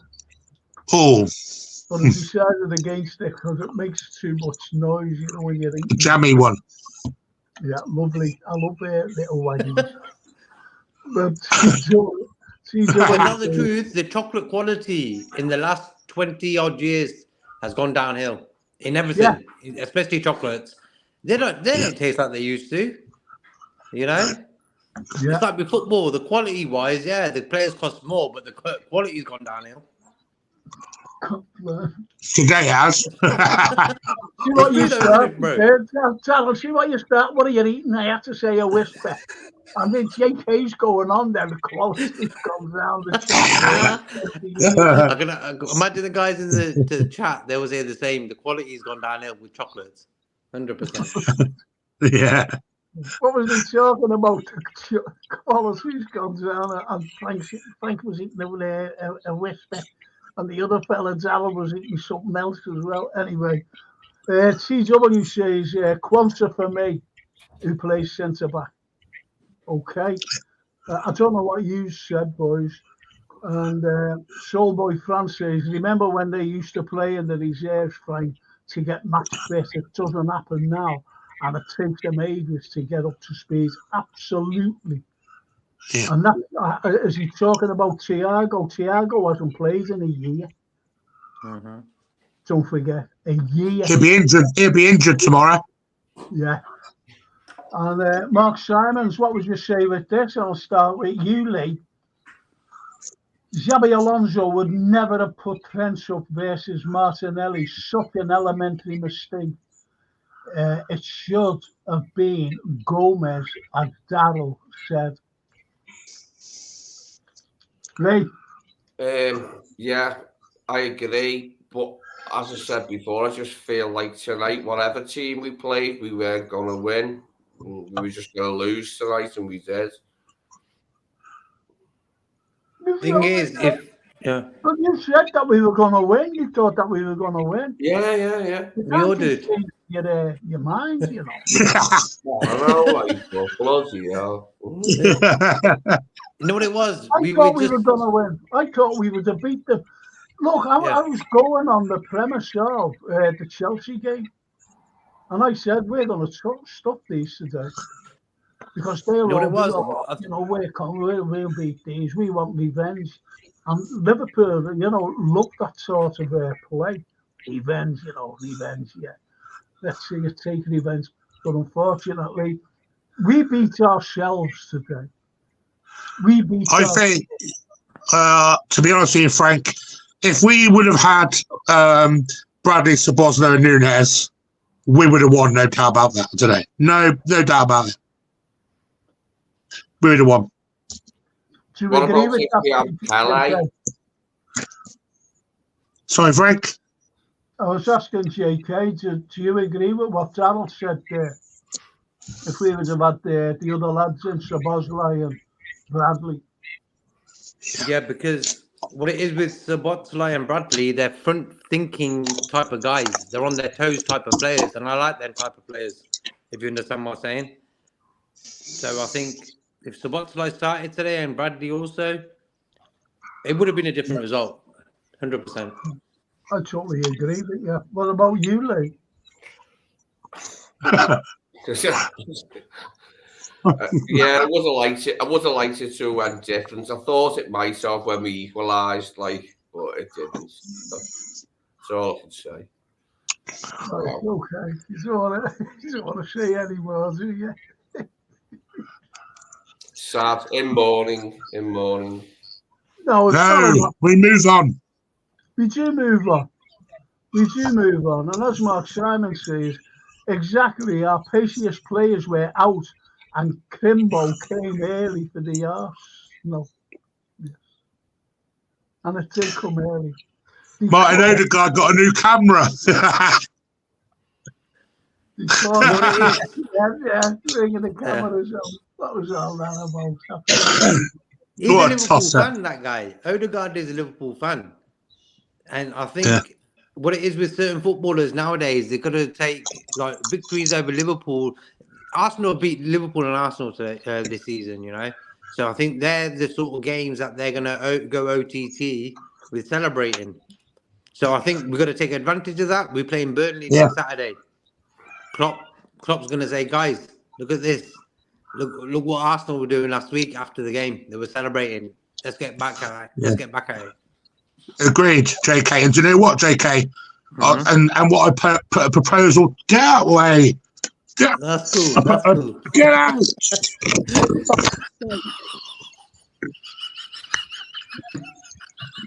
Right. That looked so cool, that did. The way the cat looked across there. Right. Do you know what I say? Right. I reckon if next Sunday afternoon we should make a pact with Frank. If West Ham do Arsenal, we'll go live. Yeah. Yeah. Deal? Deal? Yeah, That's that's a cool. deal. That's cool. Spot on. That's a definite deal. Sorry about my cat. No, it's It's all all right. right. That was cool. For a minute. Do you know what I'm going to call my next cat? Nick Hornby, after that guy who wrote that book, Fever Pitch. It's a very good book if you're an Arsenal fan. It's like seminal, like in the fabric of like Arsenal fans' memories and that, because they won the league, didn't they? Oh God, I was at that game. Were you at that, Frank? The 2-0. Yeah. Do you mean the two when Michael Thomas scored the second, and we signed him? It was Nickel, wasn't it? It was Steve Nickel. Stevie Nickel. But 15, I was only 15 still then. That was tragic, that. Nick Hornby, Fever Pitch. What a load of old toss. I've never read it. Like, it would be the same as them saying that about one of our books, but like, at least we're funny. That shit Alan Davis said about Scousers. Mate, I seen Jonathan Cree. Shut up. Jesus. I've seen you stand up. It's like supremely unfunny. I don't care if you pick John Lennon as your favourite ever Briton. You're a knobhead and a posh. He never picked him. He never. It was the BBC who picked the BBC too. We need to get Francine in there. Yeah. She's showed me. She's going up to Lancaster, doing this comedy gig. I don't know when it is. I think it's in a few weeks' time. And it's Is she good? Is she good, Frank? Is she? Francine? Yeah. She's a like comedian, yeah. God blimey, with a dad. Definitely. But she's all here, for Liverpool. And as I said, she said to me, why did he bring Elliot on? And she only agrees with what I said as well about Nunes. Why didn't he start Nunes? Because I said to her, if you're fit and sitting on the bench, you must be fit to play. And as JK said as well before, why didn't he start him? And if he had to bring him off, bring him off, that's fine. And as precautionaries go, I don't agree with precautionaries, to be honest, because precautionaries mean that you're fit. You're fit to play. And did you see Darwin? Did you see Darwin Nunes? He had his top off after 5 minutes, ready to go. Yeah. But I think Darwin had 30 minutes, and I think you could see Darwin's energy into that game. He was a bit feisty, weren't he? He was sort of getting a bit thinking. I'm thinking sometimes, you know what? Players need to concentrate on what the mission is. The mission is to get something out of this game. And I think we wasted that second half. It was stop-start, right into Arsenal's book. They wanted us to stop-start the game. They didn't want no flow to that game. And I think they needed a dairy milk. And his fruit in that. And his fruit in that as well. And I've Showboy says, channel sponsored by Cadbury's, everyone's a fruit and nutcase. For sure. Especially after today, after today's result, we're all angry and frustrated. But as Gary Rigby said, we're still a better team. Yeah. And that's all you've got to think. We are a better team than them. And we'll always be a better team than them. Arsenal ain't got a strike force for a start. Yeah. You got to understand, like today they started with Havertz and Jorginho in that game. And we couldn't beat that. That's the annoying thing. Zinchenko's shit. He's all right. I spelled the name wrong the other day, though. I put a C in it. There's no C before the K, is there? I put a bloody C before the K. He played better, Lee. he played better in that bloody Ukraine game for sponsoring the money he did today. Frank, I must say this from where I left off before. Did you see what Anne Robinson said about the Welsh in riposte to Alan Davis's scathing put down of Scousers? She is a Scouser, isn't she? Well, she's from round. Anne Robinson's from Crosby, which is round here, but like she lived in houses, posh houses, whatever. Went to a posh school, but she said she had it in for Alan Davis after he ripped on Scousers. And she said, well, the Welsh, what have they ever done like? And she said, them stupid hats that look like teapots or something, and that rubbish stinging. And then she started saying, I'm Irish. Look, my name's Robinson, I'm Irish. She said, you lot can sing and that, like, but it was dead funny. And then it was just brilliant. It was excellent, you know what I mean? It's the type of thing you never forget, like, because I never forgot that. And Paul Merton used to do Room 101 when Alan Davis was on it, and he said, my nan's a Scouser. And he told some little story about his nan being a Scouser and that, like when Alan Davis said, oh, Scousers think they're funny, oh, Scousers are twats. And but Paul Merton did stand up for us. But Anne Robinson, as you'd expect, like being the person that she is, it was just dead funny when. And my granddad's nan was from Anglesey, so I've got Welsh in me, but I still thought it was dead funny what she said, like. And I watched. Do you know what I watched today after the game to cheer me up? What? 15 minutes that shook the world. I hate Scousers! Yeah. Jake's in that as like a takeaway owner or something, and Andrew Schofield goes in there. I don't know how to cheer me right up. Well, I know all the lads, and I know Dave Kirby well, he wrote it, and every one of them were red. Jake was a blue. Yeah.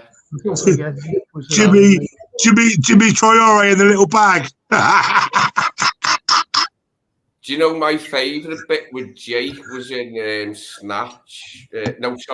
Lock, Stock, where he picks something up when they go in that mansion.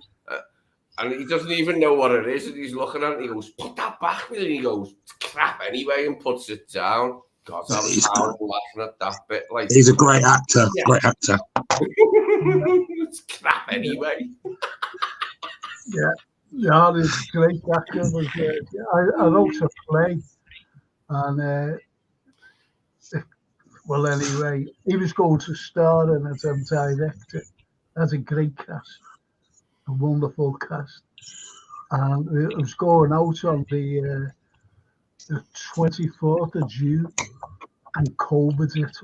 Everything was set up for the June the 24th or the 28th or whatever it was, and everything, the tickets were printed, everything, and bang.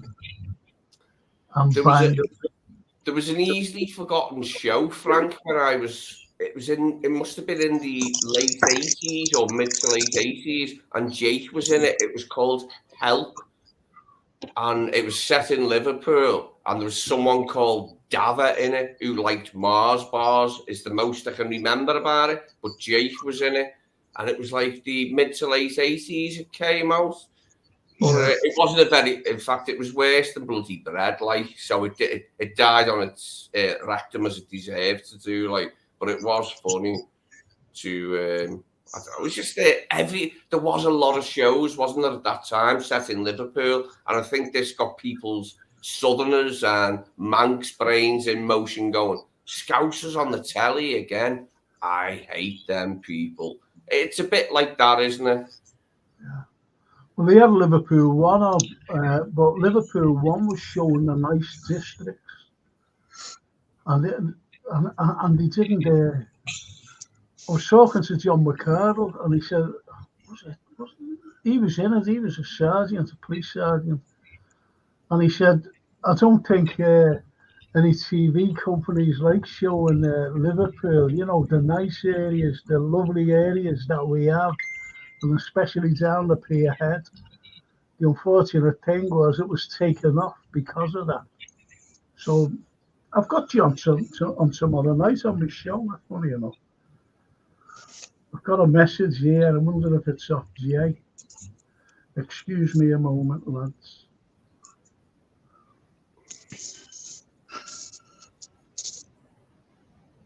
No. You know the lad who plays the other one in Lockstock? He's a Bleasdale, isn't he? The other one who Yeah. had him, and Yeah. he's a Bleasdale, isn't he? Yeah. Yeah. But that's the one where Jake had to give this proper gangster, we've got a part, that guy Richie said, I want this fella to play a part.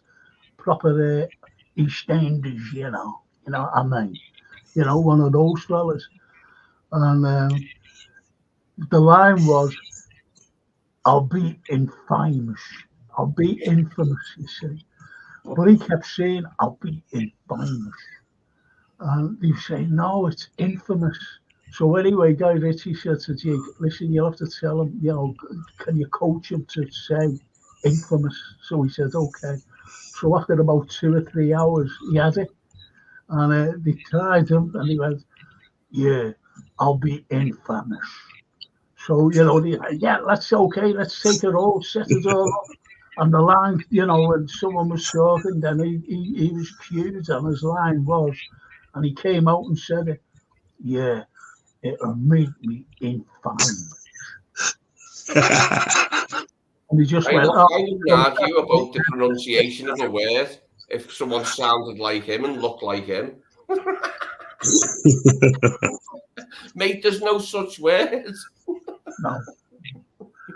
And I think I've got a problem here. Because Mark says, Frank, your microphone is so low compared to Daryl and JK. It's all right. Your mic's fine, Frank. Daryl, me and you too loud. Oh, are we? Oh. Are we loud? Are we loud when we come across? Hey, we lost today. We're just being happy, trying to forget about it. Frank shows the right way to go. We're being infamous. We were infamous tonight, weren't we? We were infamous. We were in the ground, but we just didn't become famous at all. No. Didn't happen. Well, Mark says,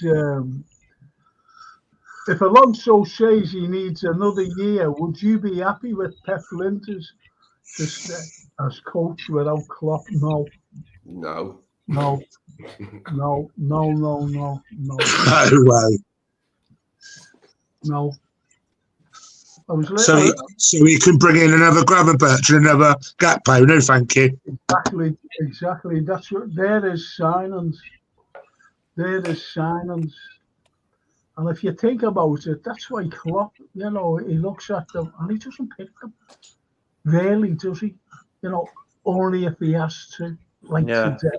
But that was the he picked.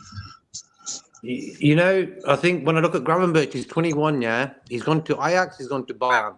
Bayern are a big team. Now he's gone to Liverpool. So he's thinking now, you know what? Now's the time for me to play a solid 10 years of football now. Let's concentrate on the game and do something. And I think, as you've seen it again today, he ends up on the floor. He's falling over. Because his mindset is not completely right. Because for me, the mindset shows me a bit of I wouldn't say angst, but I was a bit scared to show what he can do. And what happens, then mistakes happen. So I think he just needs to get his mindset and say, you know what, this is my job. And whatever I can do on top is a bonus. Get back to basics. Don't run before you can walk, And that's what it is with him when he's playing. But it's like a gap coach. This is just my opinion. To me, the way Bradley proved himself, McAllister's proved himself, Szoboszlai's proved himself, Big Veg, Big Ali, Robbo, they've all proved themselves. Every one of them, Jota, Salah, everybody, Nunes, they've all proved themselves to be Diaz. They've all proved themselves to be worthy players, great players. But Gakpo hasn't. And people say, given time, how much time do people need? If you know what I mean. And some people say that he's all right, you know. But to me, being all right is not the answer. You've got to be good. You really look at Liverpool's goal today. How was it scored? Handball, Messi. Yeah, but how did it Diaz lead? jumping in. Gravenberch passed it to Diaz. Can I finish? Can I finish? God, blimey. All I was saying, how did it lead to that goal?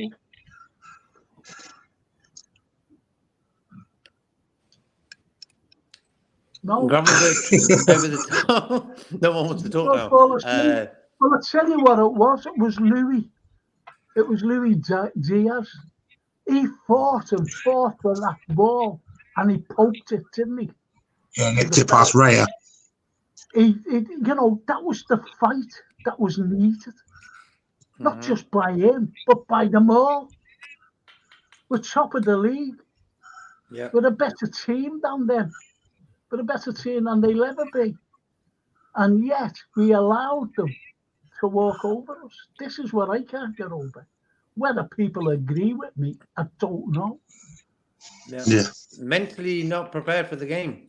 You've got to be mentally prepared for big games. And that means on the front foot. And that's what I was saying, with Bradley and Szoboszlai in the team, we would have been better because they're front forward thinking type of guys. And we lack that today. The energy would have been there, wouldn't it?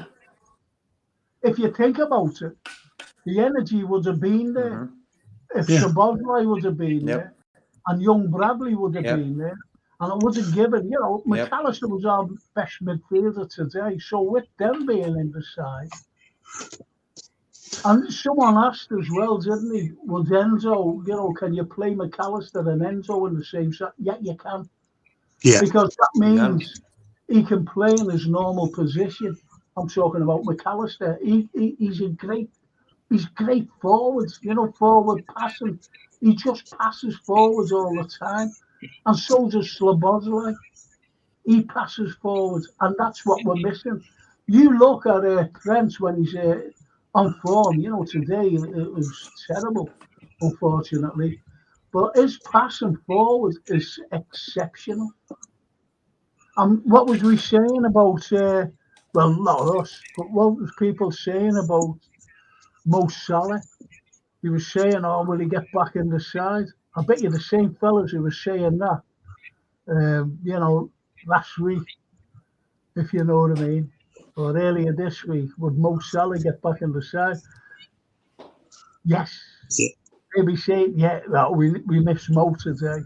These are some fans that are very fickle. They're all fickle, but, there's some fans more fickler than us, if you know what I mean. You can't leave Mo Salah out. So I've been saying today, Frank, do you reckon... Huh? Go on. Go on, JK. No, go there. You can say what Darryl. Okay, I was just saying, I was just going to say, do you think with Jones is playing a hell of a lot at the moment, isn't he? Do you reckon he's starting to get a little bit burnt out? Okay, that's a good point. So okay. So what if you're as in midfield when Enzo comes back? You're playing Enzo, McAllister, and Szoboszlai in midfield. Would you like that? Yeah, love it. What about you, Lee? Enzo, Szoboszlai, and McAllister midfield. Yeah, I like the sounds of that midfield. I've been waiting to see that. I think we've seen it once, haven't we? And then something happened and it wasn't even the full game. So I would like to see that more. Yeah. What about you, JK? I've seen. Blimey, what noise are you making now? Look, what if I do that? Can you hear that? I wanted a bit of my chocolate. Oh, blimey. Why don't you just open and just break it? Hey, do you reckon someone shone one of them laser pens in Alisson's eyes when he came out to meet Van Dijk and the ball and missed? reckon someone shined a laser pen in his bloody eyes or something? Someone did that to Salah, didn't they, at the AFCON? Yeah. 2 years ago. Yeah. Every time our Francine phones me, sometimes, you know, about 75% when she phones me, she's sitting there talking to me. Then all of a sudden, I hear crisps opening. Nothing worse than that. And every time I went to picks, you know, in the younger days, there was always someone opening a bag of butter crisps. You know, them butter crisp things, yeah. And you brought all them memories back for me there, Darryl. Sorry, Frank. Where's the Invisible Man gone again? Gone again, then he's probably gone make a cup of tea, yeah? Just vanished. Yeah, what you were saying, Frank, about the midfield, I would like to see McAllister playing in a position where he can use his passing ability. I've seen some passes he's made this season, and he's got quality, and I think he's learned the number 6 position now, so he could be more of a versatile type of midfielder. He can do both jobs, defend and attack. But I just want to see a bit of his attacking game now. I think the guy's done a job for us. But I think it's sort of, you know what Klopp's system is? It's full 100% run. You know, when you look at Szoboszlai, he got injured, he came back, and he's injured again. So I think we need to really take it, like, be careful now. Like the game on Saturday, just pick a team that's not gonna pick players who are coming back from injury or on the border of just coming back from injury. Be a bit clever with the next selection on Saturday. Yeah, this is what I'm trying to say, JK. Have you noticed with Endo, he doesn't seem to do a lot of running. He knows the game inside out where he's playing. He doesn't tend to run his ass off or that. He picks the pockets, nicks the ball. He's that sort of player, isn't he? Yeah. Well, that's Soulboy Francis, brilliant midfield choice. McAllister can do his own thing, and I've said that ever since McAllister came, and when we bought Enzo, I said we've got to play Enzo. We have to, so McAllister can go into his normal position, because McAllister is a great player. He is. He's a world-class player, but unfortunately he's restricted because of the position that he plays, or Klopp orders him to play. You know, Frank, I just wanted to say, a guy called Brian, a friend of mine on one of the shows, he was saying it's like a guy who works in a kitchen. Sometimes when the guy says, oh, you know what, the potato guy ain't here today, can you do his job? And you're like, oh, okay, I'll do it. And then next time he's like, yeah, I'll do another job because he ain't here. And blah, blah, blah. It gets to a point where you want to do your job that you're getting paid for, you know? And I think McAllister's in the same sort of position. Yeah. Well, okay, let's just go to these two comments, just this one and the next one. Just looking at the fixtures, we should be bagging 3 points. That's what TW says. And Drone Figo says Enzo has to play. So, to go along with what TW says about, looking at the fixtures, well, someone did mention them before about the... we have to win all 4, Frank. The next 4, we should be getting 12 points. Yeah. So therefore, those 4 games coming up, and all right, 5 games, because we play Man City at home, don't forget. So within 5 games, we can beat City. That's no problem. That we can beat them, because today it was just one of those days where nothing went right, and we allowed them. Liverpool we beat ourselves rather than, in my opinion, rather than Arsenal beating us. Yeah, that's in my opinion. So now we have to. Klopp has to be very careful. I'm not, all right, it's barely, but he still has to be careful who he picks in place of Connaughton. He has to, whether it's Quansah or Joe Gomez moving into and bringing back the likes of what's his name? Robbo. Robertson. Yeah. Yeah, we were saying that earlier, Frank. We were saying earlier, when you went to have a cup of tea, when you went to put the kettle on, we were saying that all three of us were in agreement that it should be Robbo left back, Gomez right back, and Constant and Van Dijk in the centre. Okay, well that sounds good for me. And and the likes of Enzo, McAllister, and Szoboszlai, if he's fit, in midfield. And do you agree with all that, Lee? Yeah, definitely. Enzo will be playing. Like, I'd be shocked if he wasn't. Okay, Mark Simons. This game is 100% on Klopp playing Trent in defence is criminal for me unless it's against the bottom three. He is a midfielder as much as Steven Gerrard was. I don't agree with that. I think he's right back. Really? Yeah, I think he's a right back, and that's all he is. Yeah, right back or a normal right back. I don't want to see him in our midfield. We've got better midfielders. But Lee, you've seen it today. He can play there. I don't want us to move Szoboszlai aside or anyone else aside to accommodate Trent in midfield. He's a right back and a very good right back. All right, but Trent wants to play in the field. No, hang on a minute, Darryl. Okay, so what you're saying, you put him at right back. What about Bradley? Where does he fit into it then? Because he is a proper right back himself. He's on the bench, isn't he? So you'd rather see Trent. And got nothing against Trent. I think he's a great passer of a ball. But this lad is also a great passer of a ball. And he's got speed. He's up and down that wing. He's just like Trent and Robbo of old. You know, when they were up and down. But this lad can tackle. Well, we've got a new manager in the summer, so where Trent plays after Klopp leaves is anybody's guess. And the same with Bradley, like where him and Gomez play after Klopp leaves is anybody's guess.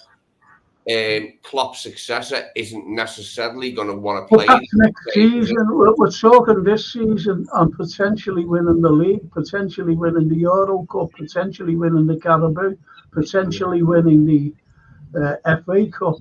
All so right, we're talking about not next season. We're talking about because we haven't a clue. All right, so Trent doesn't play. Who plays right back? Gomez or Bradley? Once Robertson and Tsimikas are back, and we have a left footer at left back every single week. Where's Gomez going to play?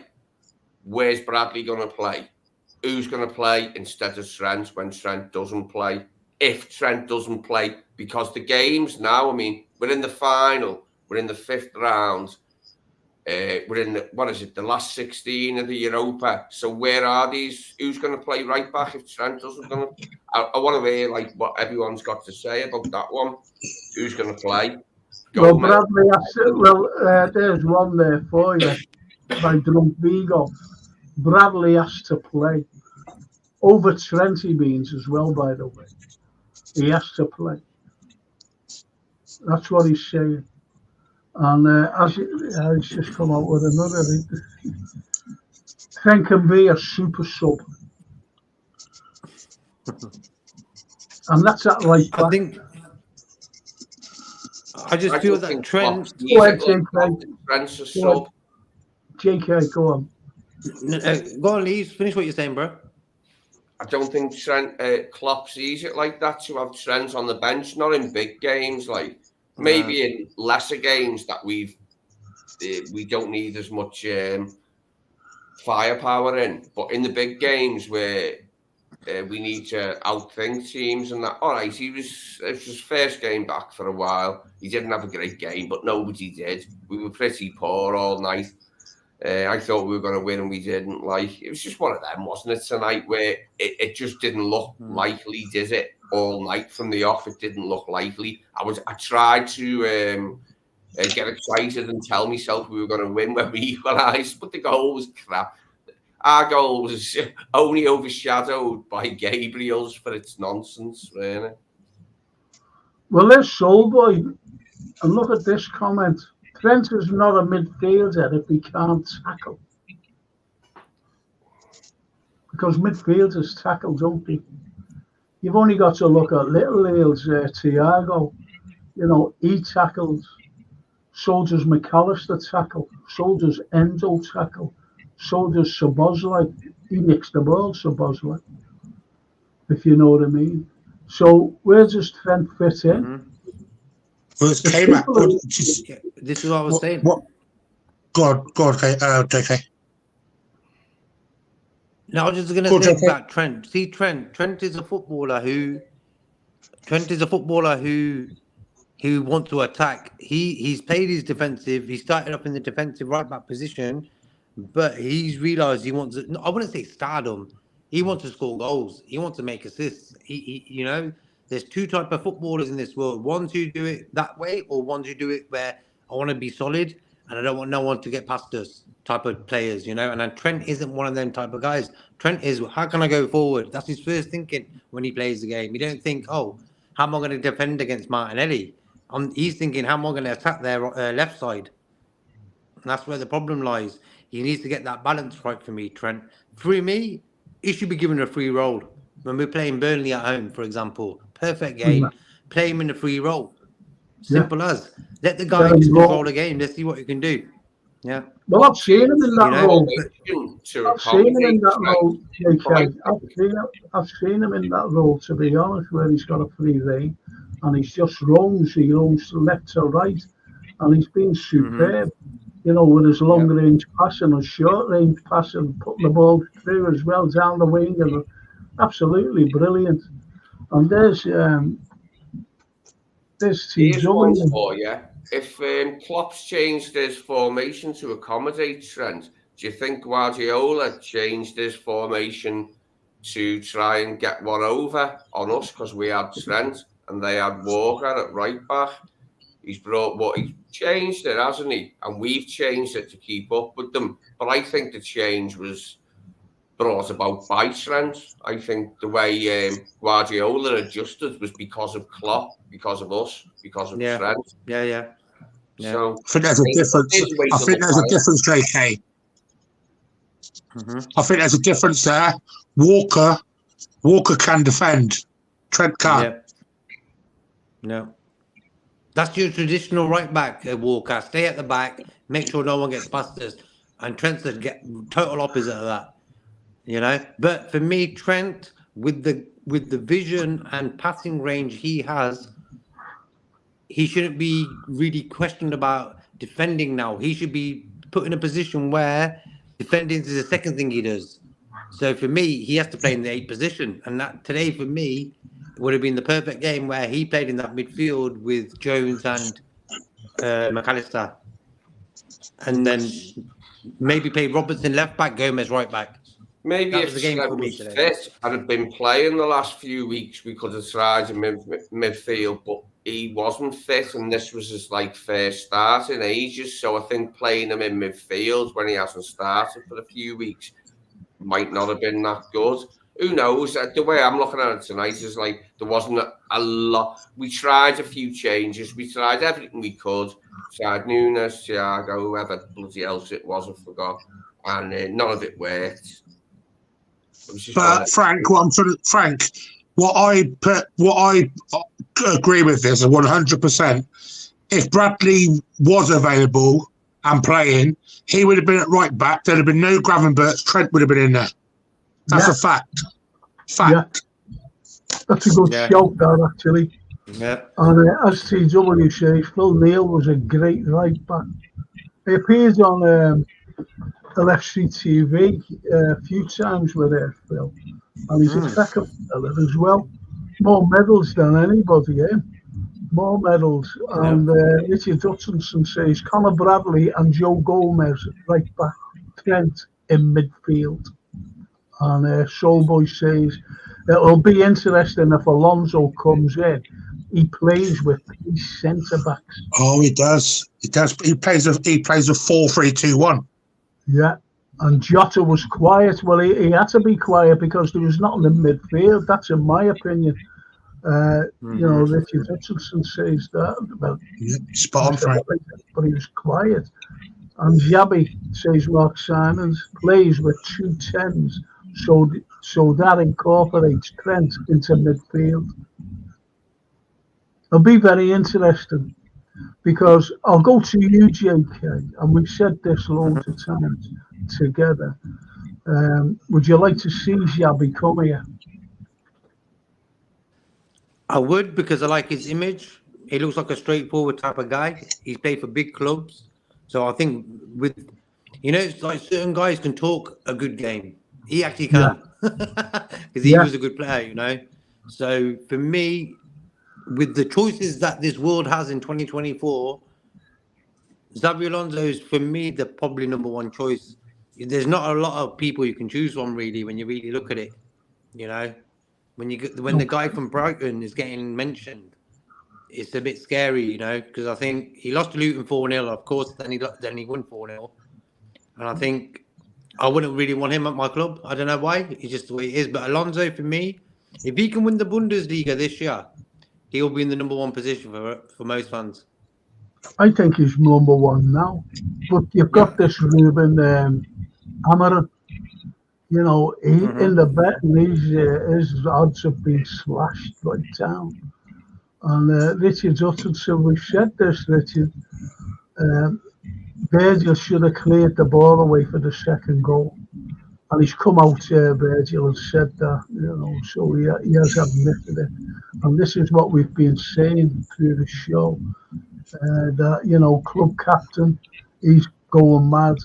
He won't take it out on, you know, the other players, obviously. But the 2 mistakes, you know, terrible goals we gave away. Even the first goal, that lad Saka was on his own when that ball was, you know, Ali saved it, didn't he, from that Havertz. It just went straight to him, which was so unlucky. But there was no one there covering.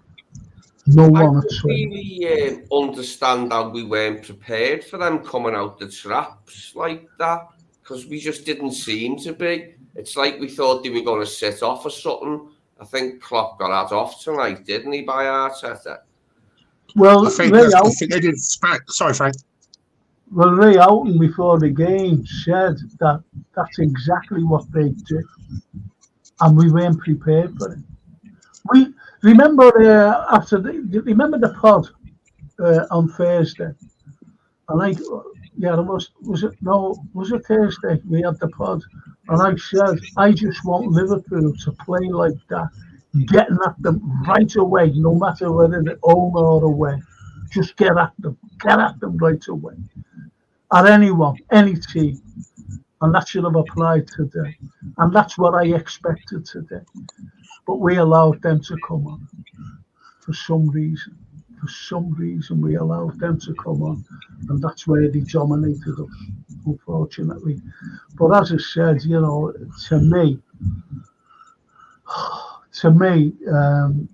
substitutions as well. I just couldn't believe the substitutions. I think with the Arteta thing, Frank, I think with Arteta, he never he set his Arsenal team out exactly the same to go at Liverpool like they did in the FA Cup, but he clearly rubbed his hands together when he saw Gravenberch and Gakpo in there. That's what he did. He knew that straight away.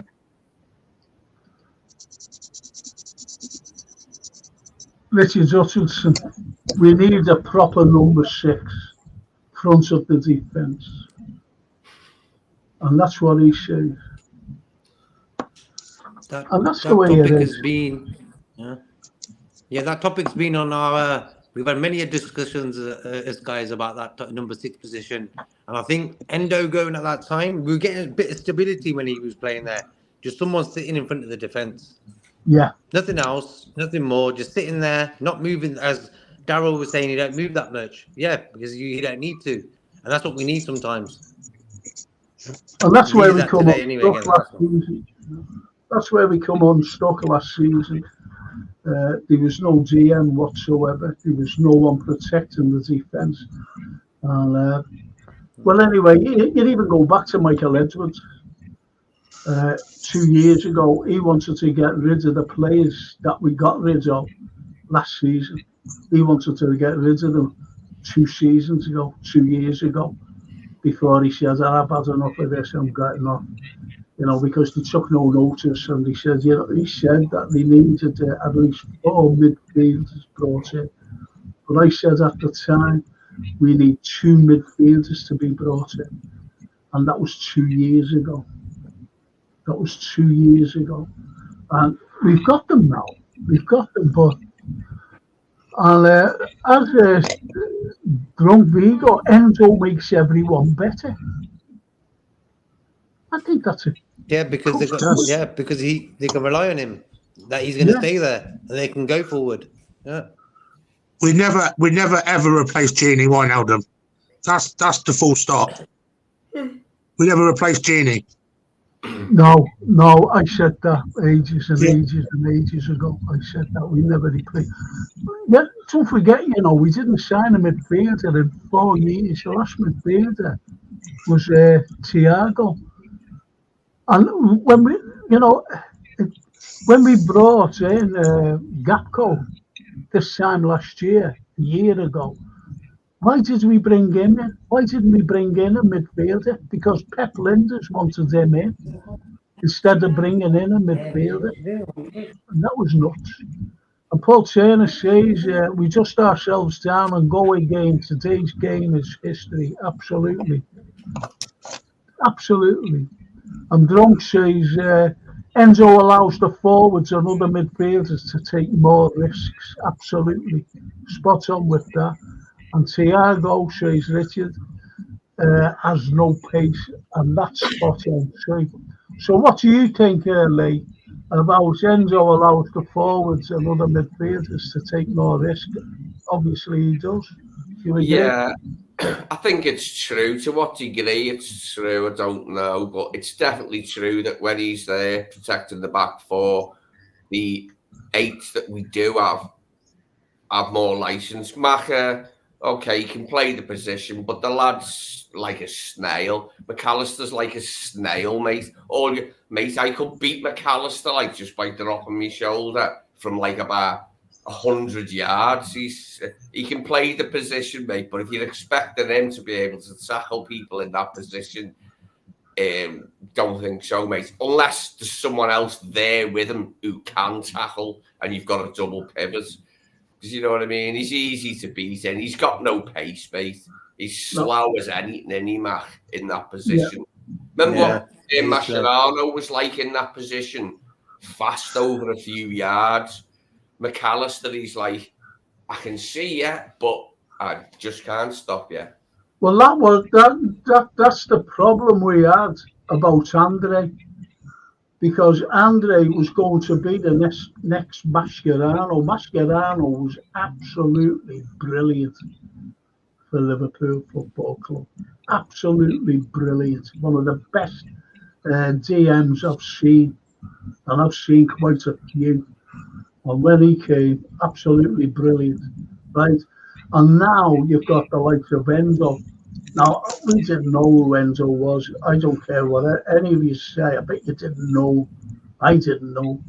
No one knew. And I said, this is a panic buy. This is before I seen the light kick a ball. And he was good.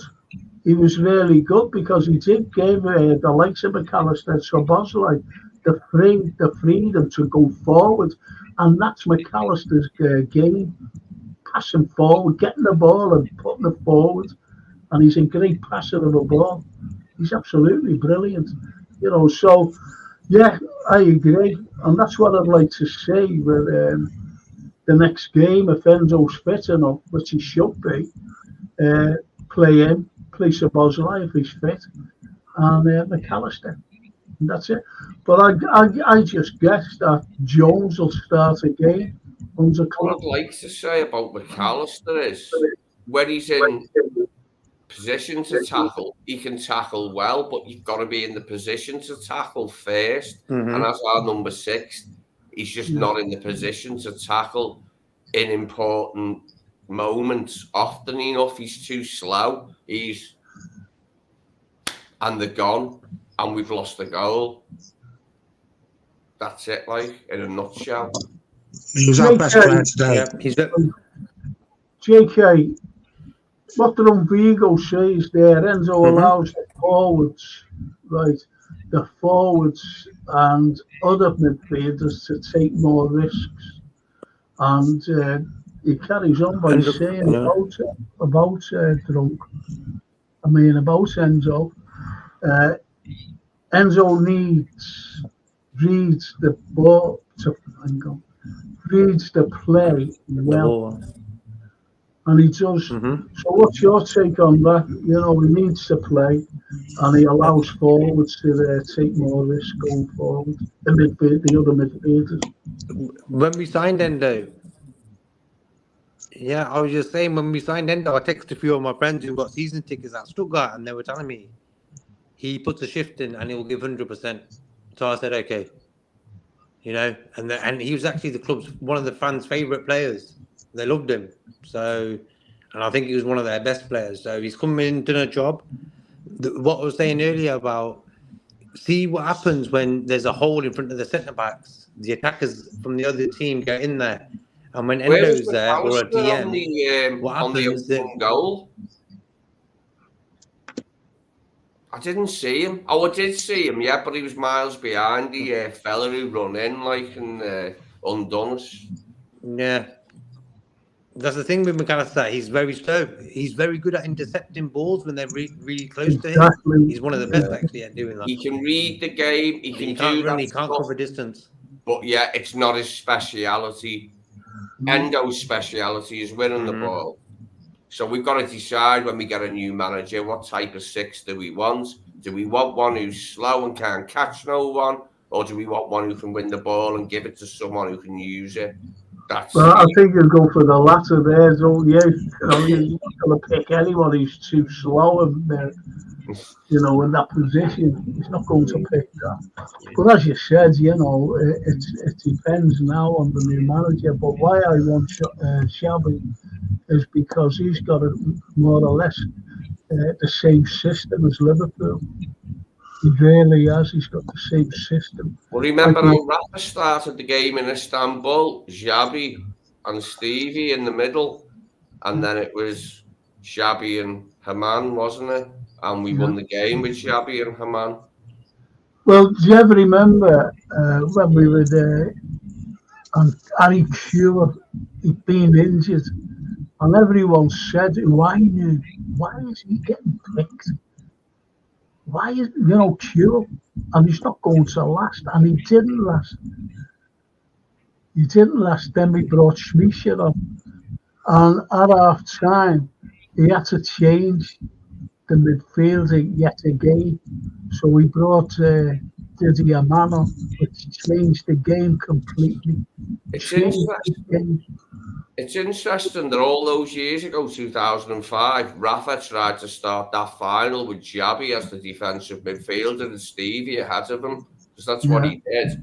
It didn't work, but he tried it a long time ago. And Rafa was seen as a very negative coach by Spanish people and other, European football experts. Oh, negative coach, like Mourinho. They were saying, about him and Mourinho coming together. It was a meeting of dull football minds. But there you go. Won us the Champions League. Do you agree with that assessment there about half time in 2005 with the likes of Didier Man coming on?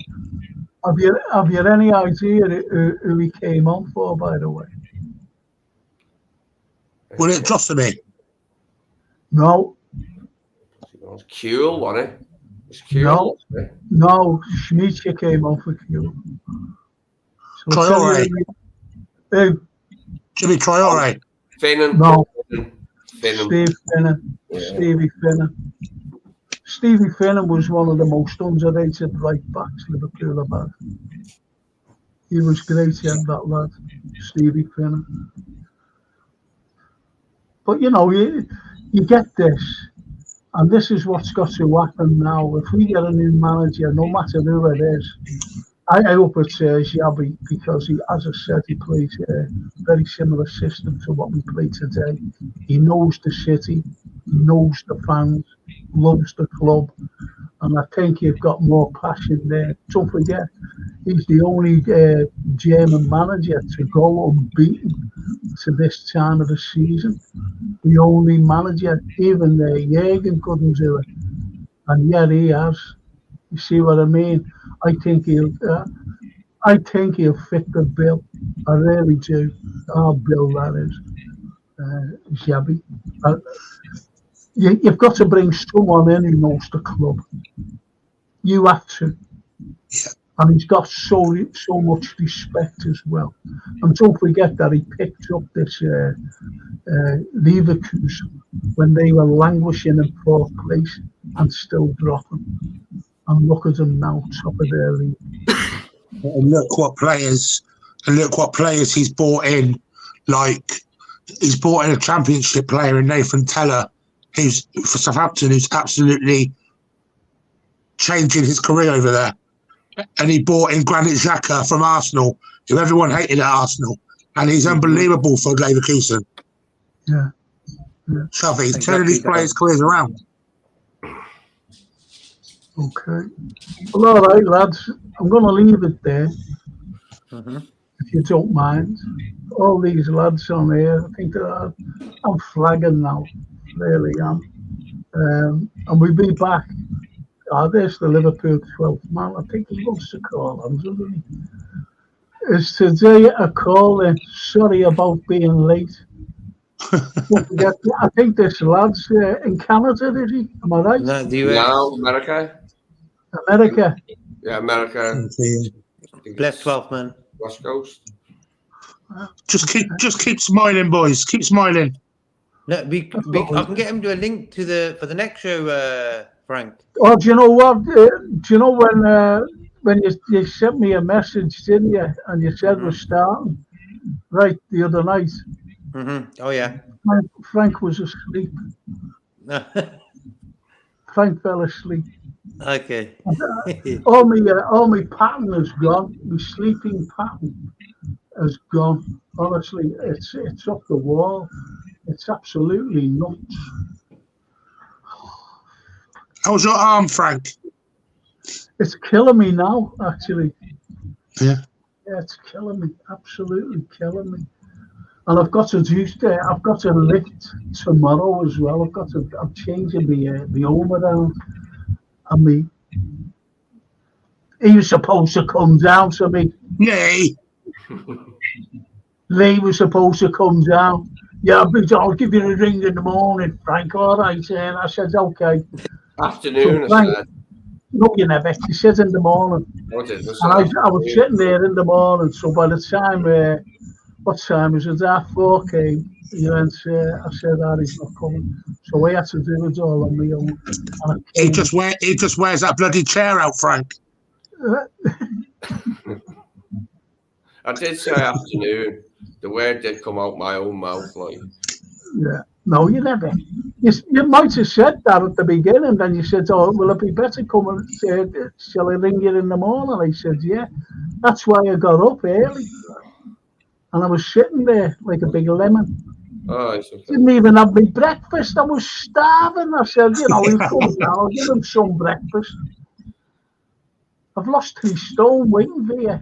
Well, the lesson of today's game was Rafa was wrong playing Xabi Alonso at defensive midfield in Istanbul, and it's wrong trying to play Mac there because he ain't that guy. He hasn't had a choice, Lee, to be honest. No, we didn't tonight. I'm just saying for future reference. Yeah, future reference, yeah. I should He'll have be playing for. I was inferring that by saying all he'll be playing further forward next year. All this thing with Guardiola, with Rodri in there, but Rodri's not McAllister. Rodri can get about people. McAllister can't. It's never going to happen like that. Just keep smiling, boys. Keep smiling. We'll be right. Well, TW says, cheers everyone, look forward to Tuesday night, you never walk alone, which is lovely, thank you. And the 12th man says, Drunk Vigo, big up. If anything, I'm trying to steady the ship, we're still in the title race. Win the games ahead, and the title is on. Yeah, of course. Exactly. You know, we have been critical of, you know, the way we played today. We allowed them to beat us. We allowed them. We defeated ourselves. This is all our opinions. 12th man. And Paul Turner says, which is lovely, a lovely comment. Thank you so much for this. Great show, Frank. This is why I enjoy your channel so much, as some of the other Liverpool channels are going in meltdown with stupid comments, all because of one defeat. Thing is, if any of you would like to come on, I'm going to turn you off 1 minute, Darryl, and bring you straight back. It's just to prove something. Hang on a sec. Did that noise go? Did you hear the noise? I'm bringing them back again. Can you hear that noise? What noise? It's gone now. It's your noise. It's your noise. It's terrible. You know, once again. Yeah, it's gone now. The noise. Has it gone, Lee? Mm. God, blimey, he's not half enthusiastically, isn't he? But I'll bring it back. Honestly, Get off a bloody dance. I'm on my laptop. yeah, but honestly, Is the laptop moving? Now. Are you resting on something? Is that better?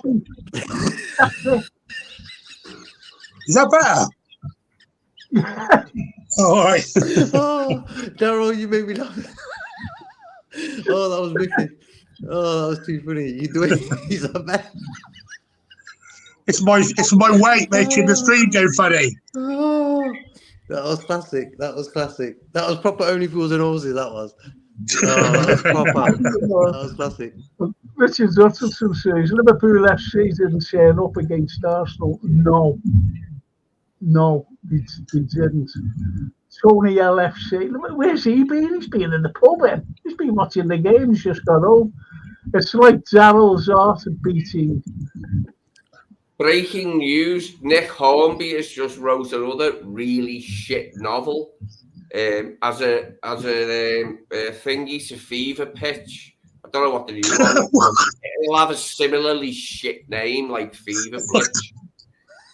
Right, Paul Turner, I have to leave one Liverpool channel today because someone said Klopp is overrated. Well, there you go, Paul. You know, we're not like that. You know, we do criticism. Obviously, Klopp does come under criticism. But to say that he's overrated is absolutely ludicrous. It's insane, to be honest. And the 12th man. We have one defeat to Pigmo, and we have one defeat and one defeat against Arsenal. Focus on the slip-ups against lower teams and win against City at Anfield is a must. We were talking about that before. Listen, anyone on there who's listening in, any one of you, anyone, if you want to come on this show, you can come on. We'll have you on. We'll have you on, the likes of Lee, the likes of Darryl, and the likes of JK.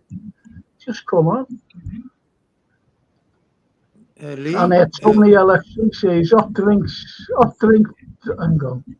Is that a hot drink or a hot drink, Frankie? Being Hot drink. God, bloody, no wonder, look. He's been at these and all these pints, you see, you know.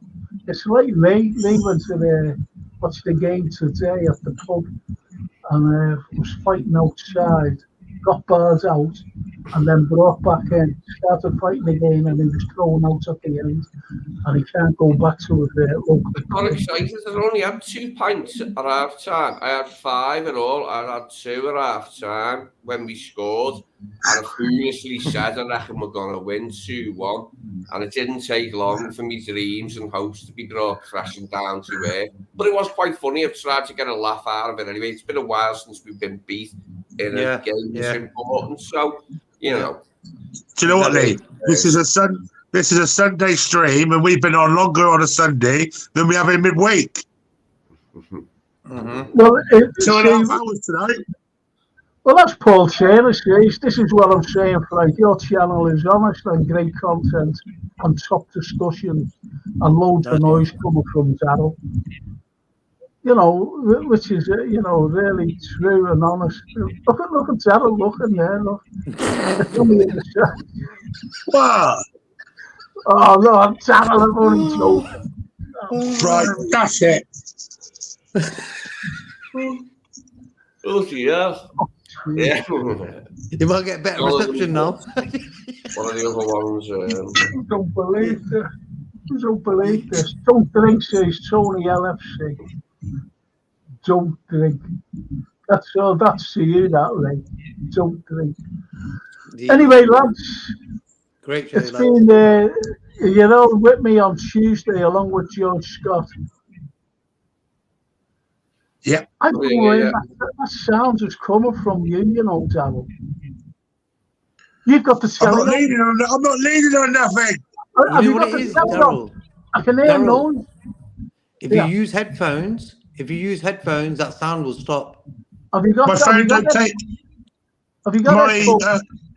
Yeah, I've got headphones. Yeah. If you use headphones, that rumbling noise will stop. Yeah, that rumbling. Oh, I'll use them Tuesday then. I'll use them for Tuesday. Brilliant. Okay, just try and play this back and you'll hear it, you know. Oh yeah, I'll use it. Oh, I'll put them on tune. I'll put if they can fit my ears. I'll have to buy some new ones.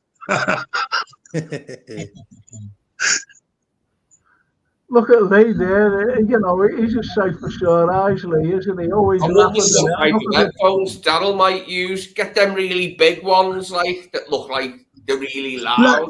Lee, my head's already massive. Don't want to make my head look 50 times more massive.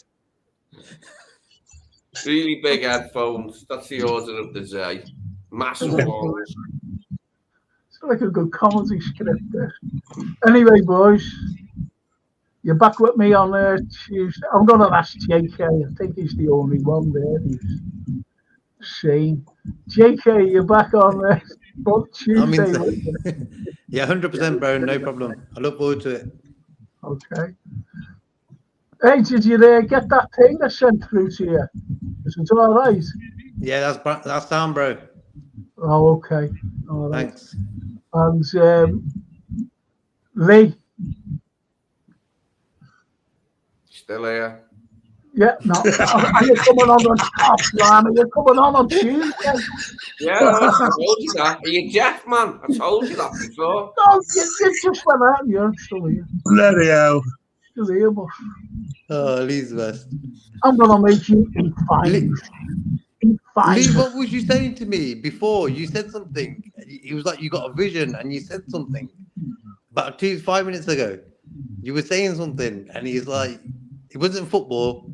It's like you got a vision and you was telling us. What was it? What was you saying? It was about that bloody book again. He's started about that novel. Oh, no, I was like, yes.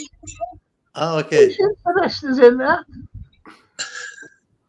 And Paul Turner says that rumbling noise is Daryl's stomach.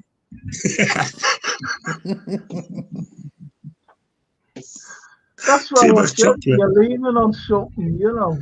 Honest, it's terrible noise. So try and use your earphones, okay? Yeah, I'll put them on Tuesday. Excellent stuff. And I will stop it actually, because JK says that. No, I you know, on the ordinary show, I had this story, you know. I'm going back ages ago, and the noise was awful. And see, Jason doesn't look at this because he doesn't like football. He just doesn't like football. So he would have told you what JK said. Anyway, that's by the by. But he told us a story and he said, have you got earphones? And he said, yeah. And he put the earphones in and the noise stopped. All right. I'll whack them on if they fit my head. So as Paul says, that rumbling noise is Daryl's stuff. And thank you so much, everyone, all you lads out there for tuning in. Thank you, Lee. Thank you, Daryl. Thank you, JK. Thanks, bro. And as Paul says, no offence, I'm only messing, Daryl. All right. That's all right, Paul. I can take it, mate. I'm a happy guy. We'll be back. We'll be back. We'll be back on Tuesday, full of beans, full of everything, with George Scott. And let's see where we go from there. Okay, when we digested this. Thanks for tonight, lads. Short notice. That was good, Joe. Everyone out there. Good night. Good night, everyone. See you all soon. See you Tuesday. Thank you.